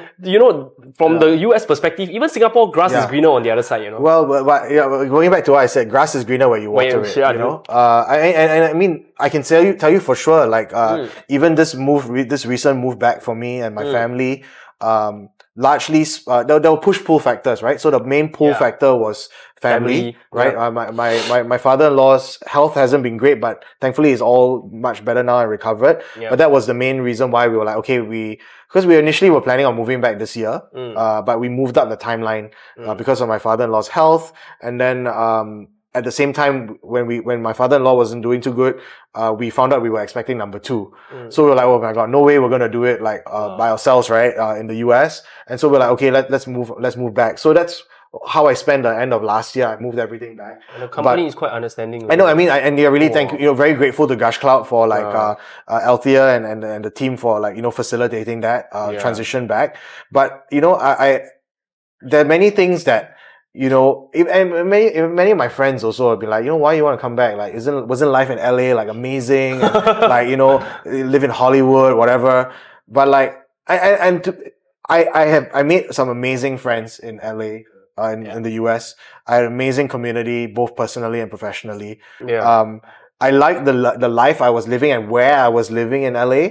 But, there are some things that we honestly, we really take for granted in Singapore. Even while I was so-called living in a first world country, like the US, honestly, there's some parts of it, aspects of it where it's a first world country with third world infrastructure. The healthcare system isn't the best. It's super hard to navigate. It's extremely expensive. Public transport in LA is almost non-existent. I'll tell you a funny story. So I work at Delta Airlines, and then their like Atlanta colleagues will come randomly every other month, and then they're like everybody's like wearing perfume or something. Why does it smell so nice in this country? No, and like like literally, like you drive on an LA road versus you drive on a Singapore road. It's like potholes and like traffic. I feel camera. And I think the biggest thing for me also contextually is safety, right? I'm a parent. I always tell my friends this, and I share this with whenever I'm back. It's like there are 2 things that hit you once you land in Singapore. The first thing is when you get off the plane, you're hit by the humidity. It hits you like a punch in the face. Then you realize you walk into the terminal and you realize that you're in a crowded place. And you don't have to worry about anyone carrying a weapon, like a gun. Can't say the same when I'm in the US. My guard is always up. You're always at a heightened level of situational awareness, right? When you're in the US, because you can really never tell. And I mean, where else in the world would you have to? I mean, not in Singapore for sure, where you have, if you go, if you have arrange a play date for your kids, one of the questions some parents ask is there a gun in this home? And they have to, to disclose it, right? And you don't even think about that stuff in Singapore.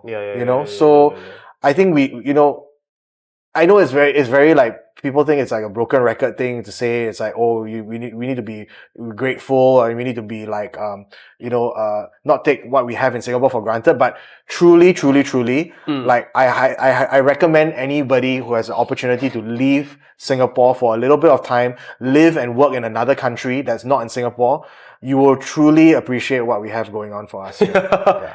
Yeah, I already know, man. Especially when you read a lot and listen to a lot of like podcasts, all those kind of true stories kind of stuff, right?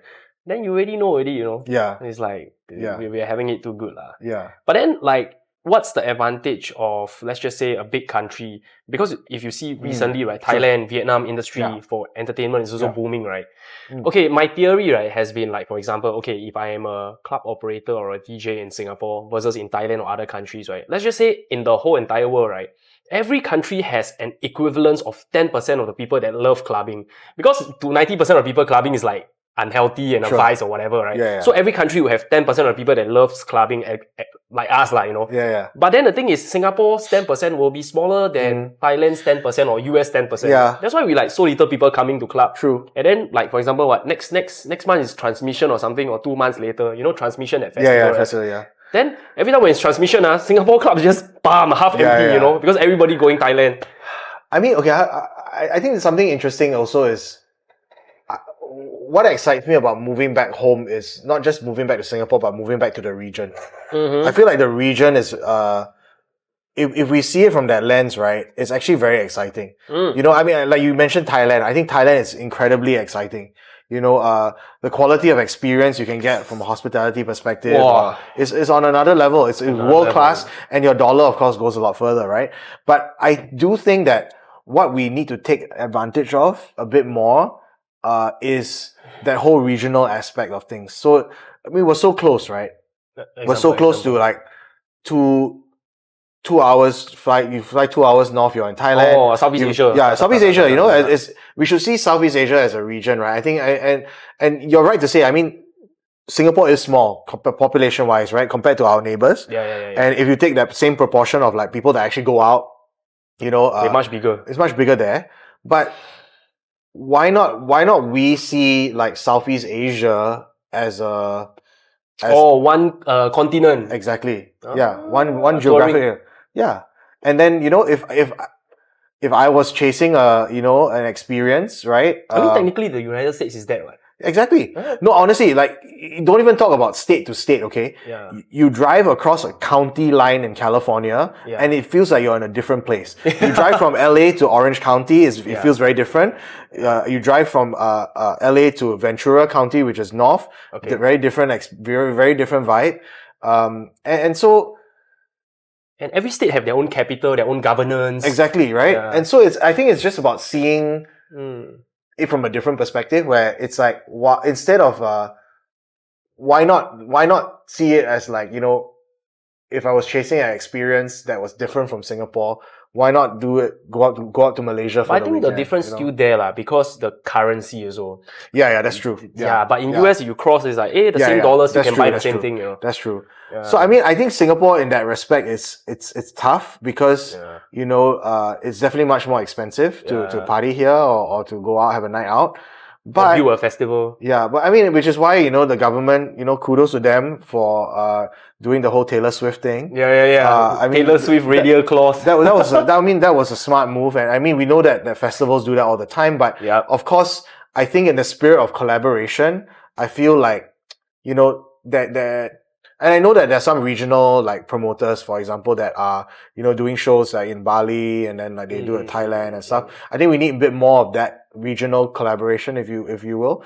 And I think clubs should just, you know, whether it's clubs or promoters should really band together also in that regard. I mean, we're bringing a foreign act in. I mean, they're already doing this, but a bit more of that, like, and in a more coordinated and collaborative manner. It's like, you know, you come in you play Singapore, Thailand, Malaysia, etc. So see the region, don't just see as Singapore as a geographic entity, but like the region as a whole. Even though we are not a state, but we can consider ourselves an alliance, man. I think so. Yeah, and I think as a Singaporean, right, that I am predominantly listening to the podcast and getting educated about the West, right? Sure. I'm always like very skeptical about going to like our neighboring countries, like especially I've never been to Vietnam. I always like it's the world country or whatever.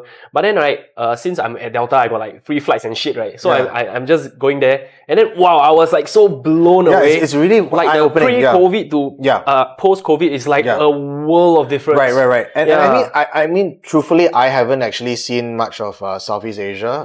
I mean, I've barely spent any time in Vietnam. I've only been to like, you know, a few cities in Thailand.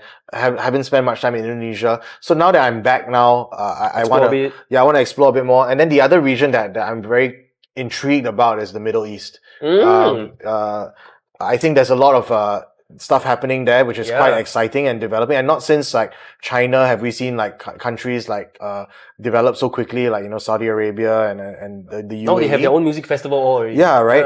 Of course, there are other controversial topics around the rapid development, the human rights stuff. But like, I just want to actually, I am planning a trip after baby is born, after my paternity and everything, to make a trip to the UAE this year, just to kind of it's a business study trip for me, just to kind of understand the lay of the land and the economy a little bit better. But yeah, going back to your point, I think the region itself, Southeast Asia, overall like excites me. And I want to spend a bit more time in the region, now that I'm back in Singapore. Yeah. And when Gushcloud, right, is expanding to so many countries, right? Yeah. Like for example, the way you market something in US is gonna be super different from when you are marketing in Japan. For sure. And then how do you have like the cultural, that cross boards? Because like, I give you a very good example. Like if you say the word compromise in US, it's a good thing. But if you say compromise in the Middle East is bad thing, it's like, I'm giving up something. Right? Die, I think that's a really interesting question, a good question to ask, because I think it does help that we have local officers, right? So in all these countries, or run by the people. Yeah, it's run by locals themselves. So there is that. But it's very interesting because like within the Gushcloud organization, like I have colleagues in the Philippines, Thailand, Indonesia. And where English is not necessarily like the first language, right? Meeting must have to be English. Yeah, but our clients might be in the West, the brands. Right? So it's very interesting. I think that makes the work that we do interesting and exciting, and that's really kind of like Gushcloud's USP, right? Because we are from the region, right? And we true MNC. Yeah, we have like the local understanding, local cultural context, and ability to conduct business. And so that makes us unique in that sense, but it always is a challenge, right? They're always going to be like, even the way that the Chinese brands operate, very different from the way US talent think, right? Yeah. So we have to we have to continually improve ourselves to be that bridge, between the different cultures. But that's ultimately been a core sort of USP of ours, where we're able to really be that cultural bridge. Like in the music industry right now, I'm not very sure. I guess maybe you're not in that producer circle, but within the producer circle, right? Every producer or every big producer that made it, right? You can even think of Taylor Swift as a producer. Yeah. They're encouraging musicians to go indie. Don't rely on record label. The record label will like suck your money. They're like constantly demonizing record labels. They're demonizing the record labels. And then Gushcloud is essentially like a managing body, something like a record label, right?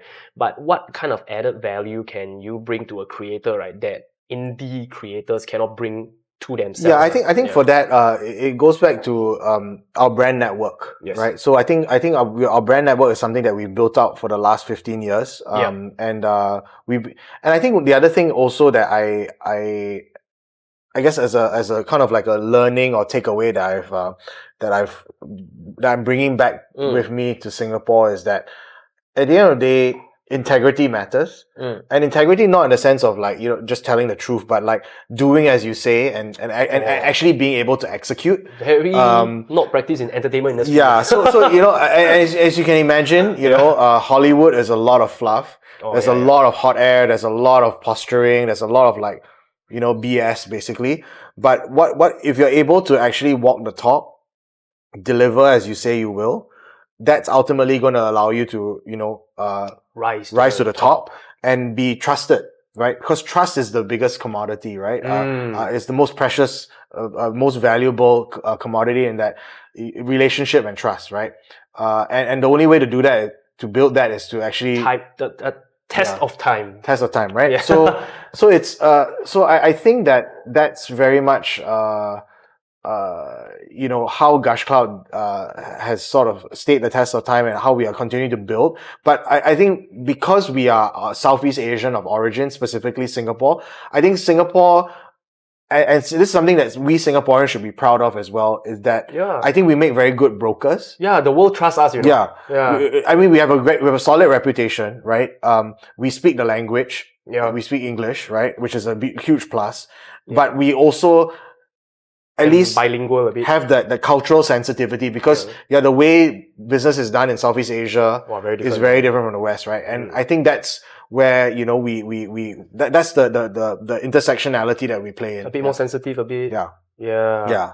So, like, for example, how is it different that the US is doing it from us? Like, why is like US influencers like so big? Like, for example, right, Jian Hao Dan is like 6 million. Jian Hao is the most famous or the biggest subscriber in Singapore. I guess big fish, small pond, there's that whole but then analogy. 6 million in US is like, hey, so many people, 6 million, Yeah, I mean, it goes back to size, right? I think geographically they just are much bigger. More audience. They have a bigger population. Their population is like what, 300 times, almost 300 times, the size of ours.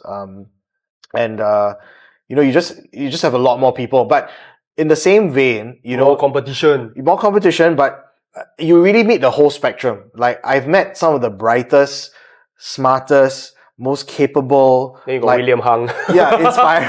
inspiring people in America. Yeah. But at the same vein, I've met, some of the scummiest people as well, and it's just like, it just goes to show how big they are, and America will always be that. It will always be that superpower, Same like China. It will always be, because they do have a larger population, but they do have very innovative people.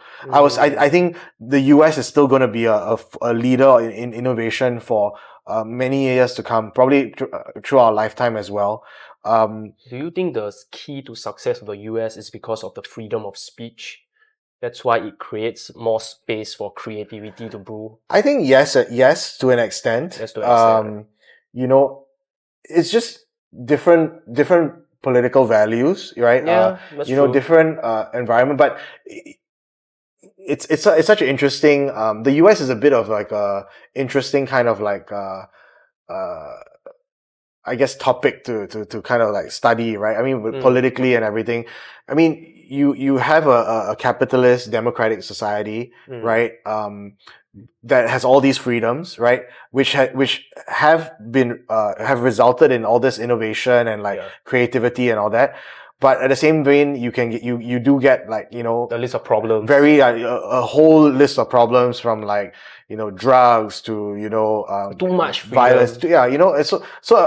It's like, how much freedom is too much freedom? That's always a question that no one can really answer,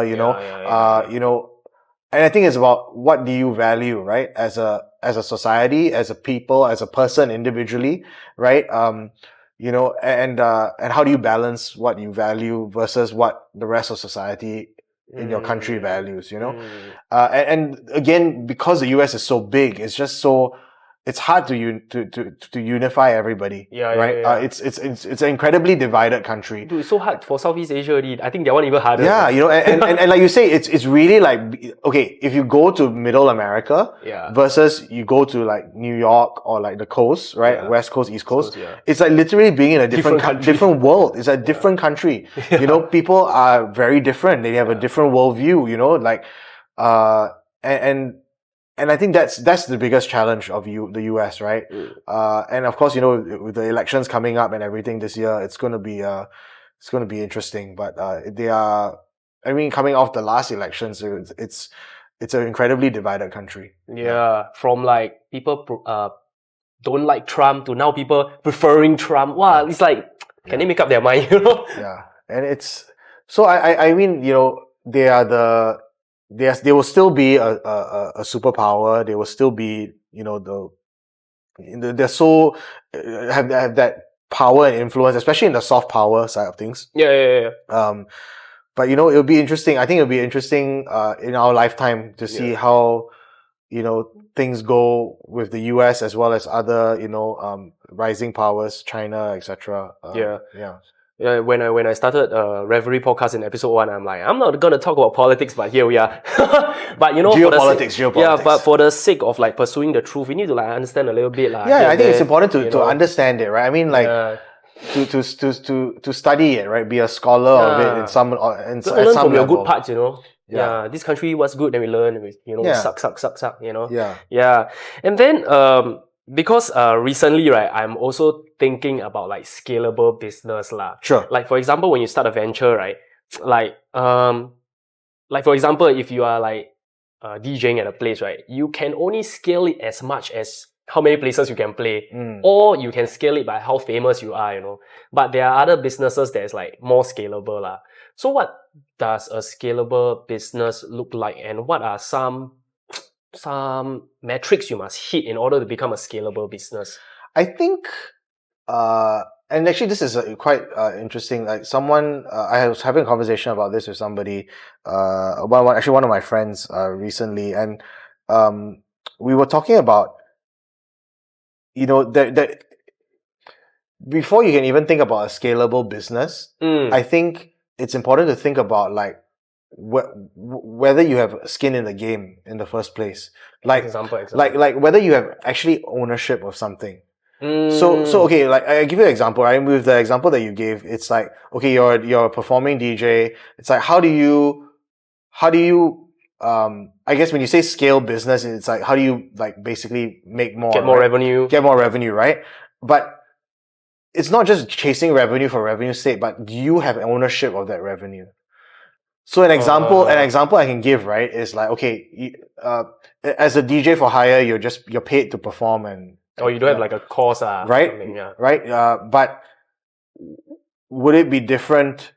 And I guess it would be different if, for example, you had equity in the whole endeavor. So, like, for example, you said, you worked out an arrangement where not only am I getting paid my fee to play, but I have some ownership in the entire business where like I get a cut of bar sales. Just like some promoter thing. Yeah, or do you start a business, right, that you have ownership over? And meaning you have like some equity in the entire business, right? So like whether it's building you're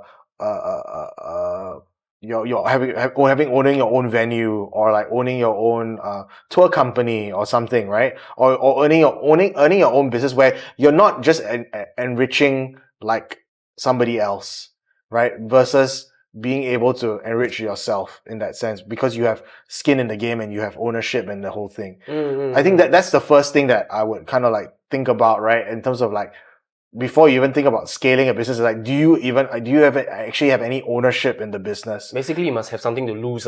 Well, not really have something, but more have something to gain, right? Like, do you have like, or does it benefit you even if it scale? Yeah, do you have any equity in the whole thing? So if it does grow big, do you have a piece of the pie, right? Yeah. And then I think when it comes to scaling, it's a good question. I don't have any specific answer, but like, it's more a question of like, hey, have you found a business opportunity, right? Is the market big enough, right? For the business that you want to start. And then, how do you, like, what's the end goal, right? Yeah. Like, is the end goal to be acquired, right? Or is the end goal to grow into something that will make a dent or impact in the industry that you are starting your business within? Yeah. And then there are essentially, and this is something that I'm learning as I'm part of a Gushcloud as well. I see like the C-suite, managing the company and as Gushcloud continues to scale, you always have to look at your P&Ls. You have to look at your make sure that you have if you're in a service business, you have your margins are healthy, right? You are I think the biggest thing actually is understanding cost, right? Understanding how to manage your operational expenses, getting to profitability, so that you have a sustainable business, right? Yeah. A business that not only you're looking to scale, but it's actually stable, right? You're not cash flow negative and things like that. So I think there are all these factors, but as to what business to start, I think it really comes back to I read this a long time ago, and I feel it's also it does apply. It's like, either is there a problem that needs to be solved, right? Or and therein is there an opportunity to solve a problem with your business? Yep. Or do you see an intersectionality of two industries where you can kind of like play in? Yeah. So that's I hopefully that they give you a good enough answer. It's quite a difficult because every industry has different ways of scaling. Exactly. Yeah. And then as like Gushcloud, you are technically like the middleman. You're linking brands to creators to brand. Correct. Right? What's stopping them from like bypassing the middleman to?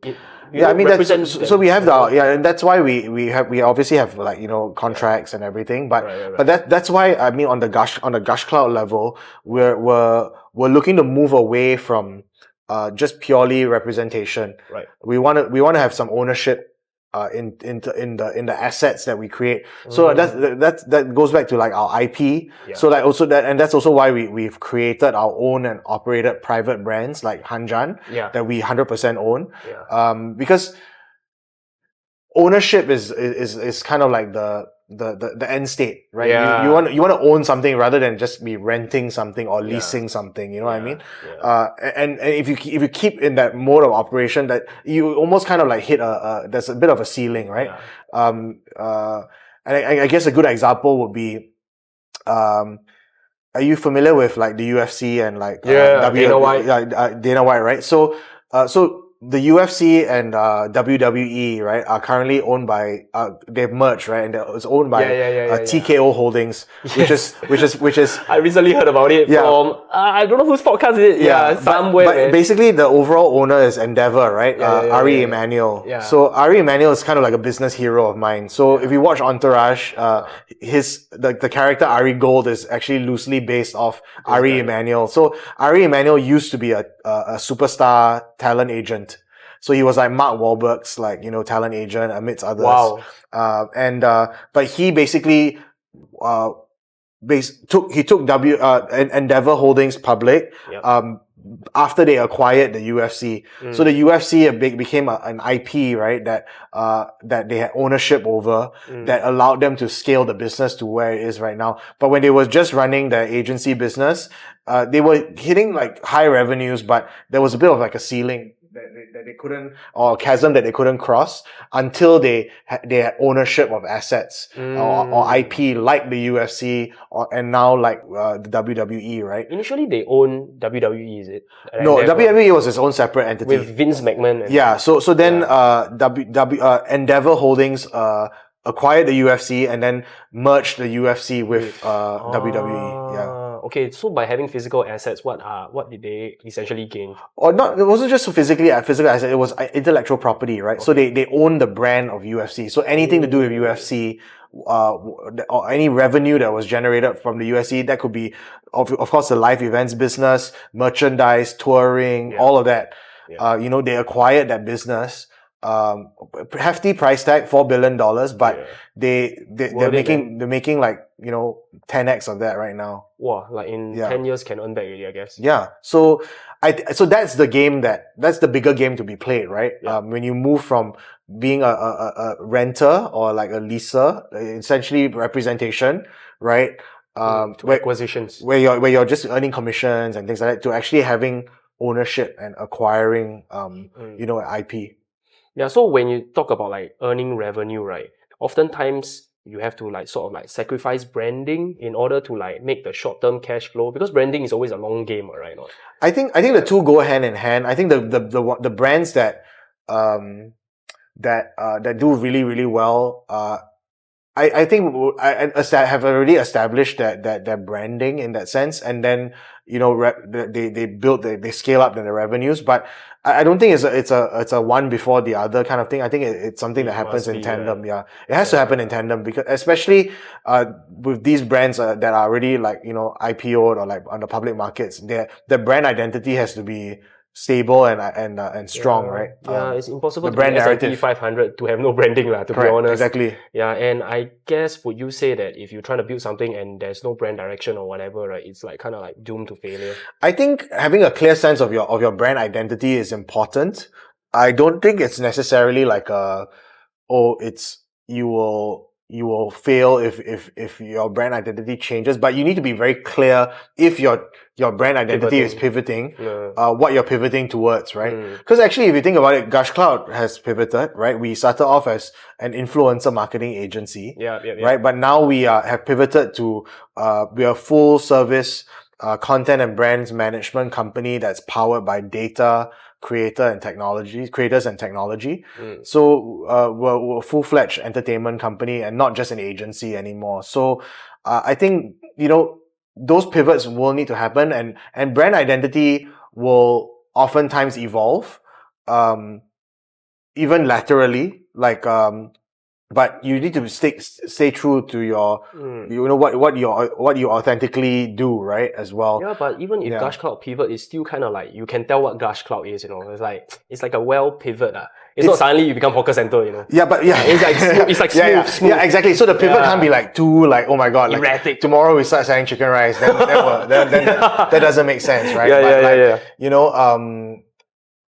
I mean, these are really interesting questions, and I mean, I think that this is something that, business owners obviously have to keep thinking about. Think about and because brand identity is super important, your brand narrative, your brand promise, right? Because if regardless of what you do, if you're a service or a product, you need to be able to fulfill whatever it is you say you are going to do, right? But do that recognizing that your brand identity can also evolve and metamorphosize along the way. I give you this example is because of the Lincoln podcast, right, where he's talking about the Zouk. When I first opened Zouk, it lose money for 3 years. At first I thought it's like not profitable 1 year. Then he tell me 3 years, I'm like, what? Okay, but Lincoln is a legend. I mean, the guy was. I mean, that talk about really putting your money where your mouth is and really letting passion guide. I mean, for all you know, and I'm not sure whether he divulged this, but those 3 years were probably incredibly painful, and maybe along the way there he would have thought of giving up multiple times. But something in him push stuck it through, and he built Zouk to what it was, right? Yeah, so this is why I'm saying do you need to sacrifice revenue for branding? But I guess in certain cases you might have to, because maybe the market is not ready yet. Perhaps. That's also true. And because of his determination, he kind of made the market ready. Yeah. I mean, you can be market makers too. Also, depending on the industry. I think in Lincoln's case, he definitely made the market. And he really came from that place of education, right? He wanted to basically bring the Ibiza Balearic sound to Singapore and this part of the world, and that was his mission, and he did it. Do you think brands are so patient with creators? Unfortunately not. Unfortunately not. I don't think, especially in this day and age, whether that will be as easily repeatable. It's like fast moving content over anything, Correct. I think also, because of how much content is put out and the rate at which it's put out, it's quite tough. The other day I had this conversation with somebody, I don't know who was it. Somebody that has it was Jace, and he has an Gen Z intern. So Jace is basically around my age, right? And he's like the king of TikTok, like 500,000 Instagram followers almost, right? And then the way he consumed TikTok is like how you and I, okay, watch 1-2 seconds, we don't like next, right? But he said that some of his intern Gen Z one, they scroll, right? And then the moment they see the first frame, right, that's not interesting, they just scroll away already. Wow. It's like that fast. They don't even give you chance, Yeah, I mean that presents its own sort of problems and challenges, I feel with shrinking attention spans and things like that. Which is why I feel for a platform like TikTok, it's also about how you use it. I know the algorithm is incredibly accurate in terms of feeding you information that if, let's say, for example, I wanted to just find out everything there is to know about Red Bull. Right? If I search Red Bull and I kept scrolling, it's gonna the algorithm more, man. The algorithm's gonna feed me everything that I need to know about Red Bull, right? But that's why it's a bit of a challenge, because these kids will fall into some rabbit hole, and if they're watching mindless stuff, they're only going to be fed with more mindless stuff. You know what I mean?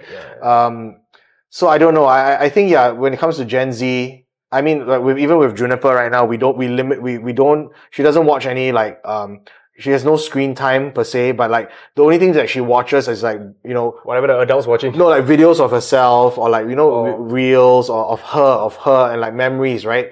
So I think in that regard, Gen Z and I guess this generation of kids, right, that my daughter's generation, I feel like they will be able to remember things more. Like they will be able to remember like early childhood memories because they are continuously refreshed, with like photos or like videos of themselves, right?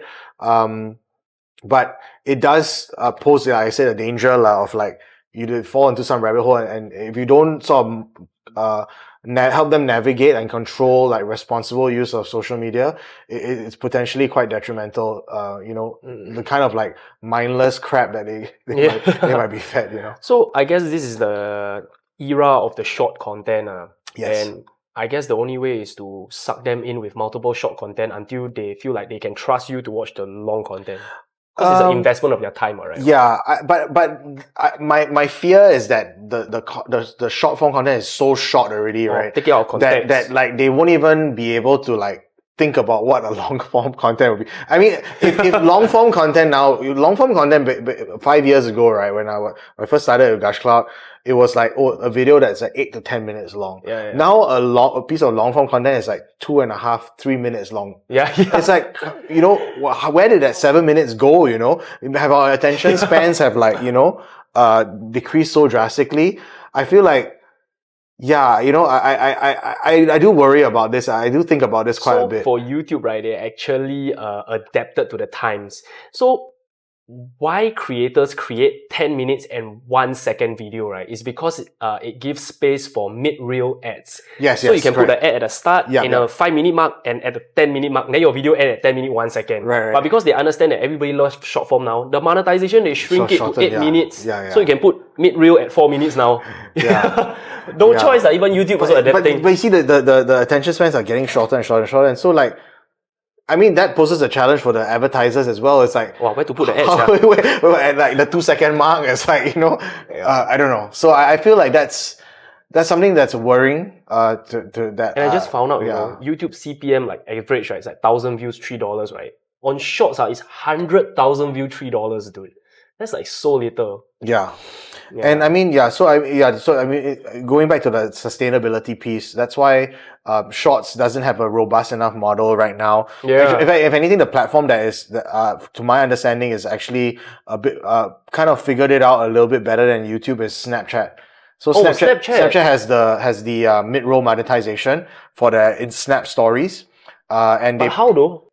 So it's kind of like IG stories, right? So you have 15-second frames, and then in between each frame there's they play an ad. Oh. And then the creators are paid with crystals, which can be exchanged for money. Mid of your own stories, or you and another person's story? Your own. So it's kind of like I would share, if I have a public profile on like Snap, I would basically share content like I would IG stories. Okay. But I get monetized from it by having the mid-roll monetization. You can set.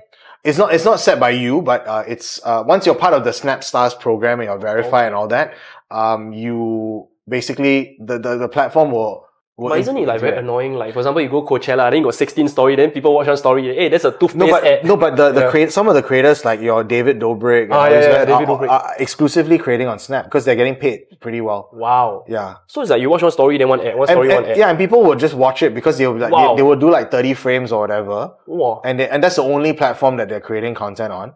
So they're making some serious bank on that. Yeah, platform. Speaking about David Dobrik, he kind of like silent on YouTube also. Probably because of Snap. He's only doing Snap. Oh damn. Wow, so that's how Snap making a comeback, man. And so that's why, in all this like stuff around like potential TikTok ban in the US and all that, I think Snap is really kind of the dark horse in all of this. So I mean, we've also told all our clients, don't sleep on Snap, just like with the creation of Insta Story, it kind of like sort of killed Snap.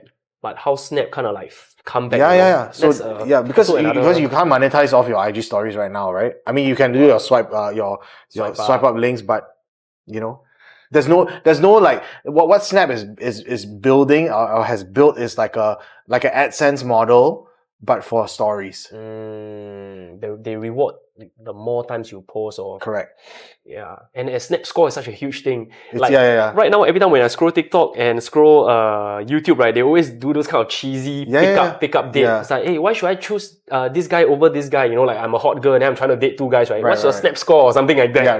Yeah. Well, I didn't know that trend actually came from this. So it's like the higher your Snap score, the more monetization. Right. Yeah, in a sense that you get lah. Yeah. Okay. Yeah. So this was actually the question that I asked you before we even started this. Do you think it's a good idea, right, to publish sensational content for the sake of views / monetization versus artistic integrity over everything? It's like the two very extreme. Yeah, I mean, I think if all things in life, there should be a balance, lah. Yep. But I think at the heart of it, it's, you know, do what's real and authentic for you, because in the long run, that's what's gonna either make or break you as a content creator. And break in the sense that you get burnt out, you feel like you're not being like real to yourself, you're not being authentic. And I've seen it happen so many times, you know, where you're chasing the views, you're chasing the trends, and then you lose who you are. You know, you lose track of who you are. Then eventually you give up. And then you give up. And then that's the end of it, right? You when you stop, then that's the end of the road. And then of course, you know, creators will try and make a comeback and all that, but it's not that easy. So I would say for longevity purposes, for sustainability purposes, for if you to ensure that you have the joy of creating content, I mean, I would just say find a balance. Yeah. I think Casey Neistat and PewDiePie are two great examples. They eventually reached the 10 million mark, and then they're like, okay, I don't need Casey Neistat reached the 10 million mark, PewDiePie reached the 100 million mark. Then they're like, dude, I got enough money already. I don't need that. Then they just go on a 3 months break, and then they realize, hey, I actually miss YouTube. And do it for the love of it. Yeah. I think when you can do something for the love of something, yeah, then you can do it for a very, very long time. Forever lah. You know, you can include it into part of your life. Correct. And then now they come back, right? They don't even need to be sensational. It's like, hey, today I'm gonna take my baby for a walk. That's the title of the video. And boom, it's like 10 million views or something like that. Yeah. Just really just to be yourself lah. And then I'm not very sure if you're aware of China's influencer factories. Oh my gosh, I haven't done much. I guess reading or research into that, but I know they exist. But China's also kind of going through a bit of like an interesting time right now. You know, economy wise, you know, as well as the social media sort of landscape. I can't speak too much on that, but I just do know that they exist, and you know, very much like you know, actually where this is relevant is in the live streaming side of things. And that's something that I've noticed has picked up in the US quite a fair bit. I met with the head of TikTok Live in the US West Coast. And it's burgeoning. It's huge now. And this is not just the live TikTok shop. Okay, so TikTok shop is different. Live stream. This is just people live streaming their day. And like people tipping them. You know, that stuff is taken off in the US now. Like creators are making like millions of dollars a year, just by basically letting people watch them. we should tell him the example. The other day, right, we were scrolling through, right, then there's this like Indonesian channel, right, and there's this guy at live streaming, and it's like abandoned street between two buildings, so the two buildings like very narrow. Then it's just like his shirt all torn up, then he's just lying there, and then live stream, right? Wow, then donation keep coming in. You can just earn money from like just I know, it's kind of like it's quite bizarre. Man. It's quite bizarre, and I mean, I don't actually partake in that, but there is a sizable addressable market for that, and it's just it's quite mind blowing lah that. You know, of course it does create, you know, it takes like a commitment, right? I think what the TikTok rep was sharing was that, you know, they stream for at least, you know, 20, 30 hours a week. So you're talking about like 3-4 hours a day, right? Like just full on live streaming. And for them, it's not a question of like, I need like hundreds of thousands or 10,000 people like watching my live stream. I just need that 100 people, 100 super fans. Donate. That will be like, oh, hey, Patrick, you're back. You know, if you guys give me $100, I'll tell you guys a secret. You know, and that's how it builds. You know, it builds from there. You know, and it works better if you're a girl. Like the guy, then you get all these like I don't know otakus or whatever. Who are like come back. You know, for this stuff, and it's like it's really mind blowing. But like, it's multi-billion-dollar. I mean, the Twitch has done it. Yeah, I guess like the takeaway that I have, right, when I'm looking at like the mass-produced influencer factory in China, right, is that if you are also doing like carbon copy content, then you cannot stay competitive with it. Because I guess from the past, right, I don't know, maybe till recent, TikTok rewards people, right, that does copycat content.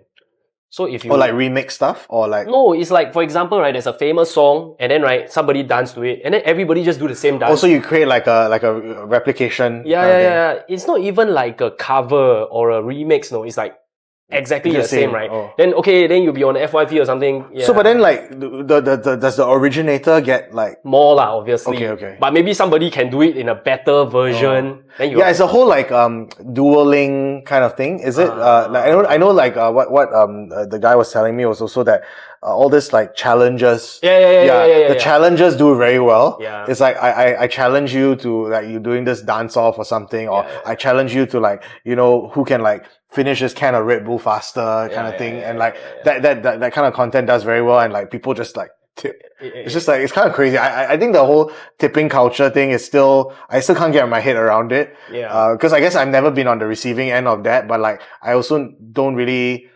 get it, but like, but for some creators, that's the main way that they're making their income. And I have respect for that. I mean, yeah, but like with the dawn of the AI and with like the influencer factories where everybody are essentially trained to do the same thing, right? And then if you are still doing the copycat kind of content, right, then how do you stand out? Then you will eventually lose the monetization and like the brand trust and all that kind of thing. Yeah. So I guess if you want to do this as a living, it's more difficult. You have to think out of the box, and you just can't do like whatever that is like trending lah. You can't aim to be always trending lah. You have to be yourself. Exactly. Yeah, which comes back to that. Just be yourself.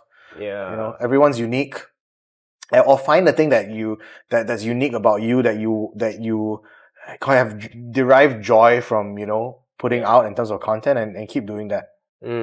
Okay, so I guess that's it for today. Thank you so much for spending time with us. Thanks for having me. No, I really appreciate this. It's a nice conversation, and it's nice to catch up with you after many years, and it's nice to be back. And hopefully we can play a set together. Yeah. Why not?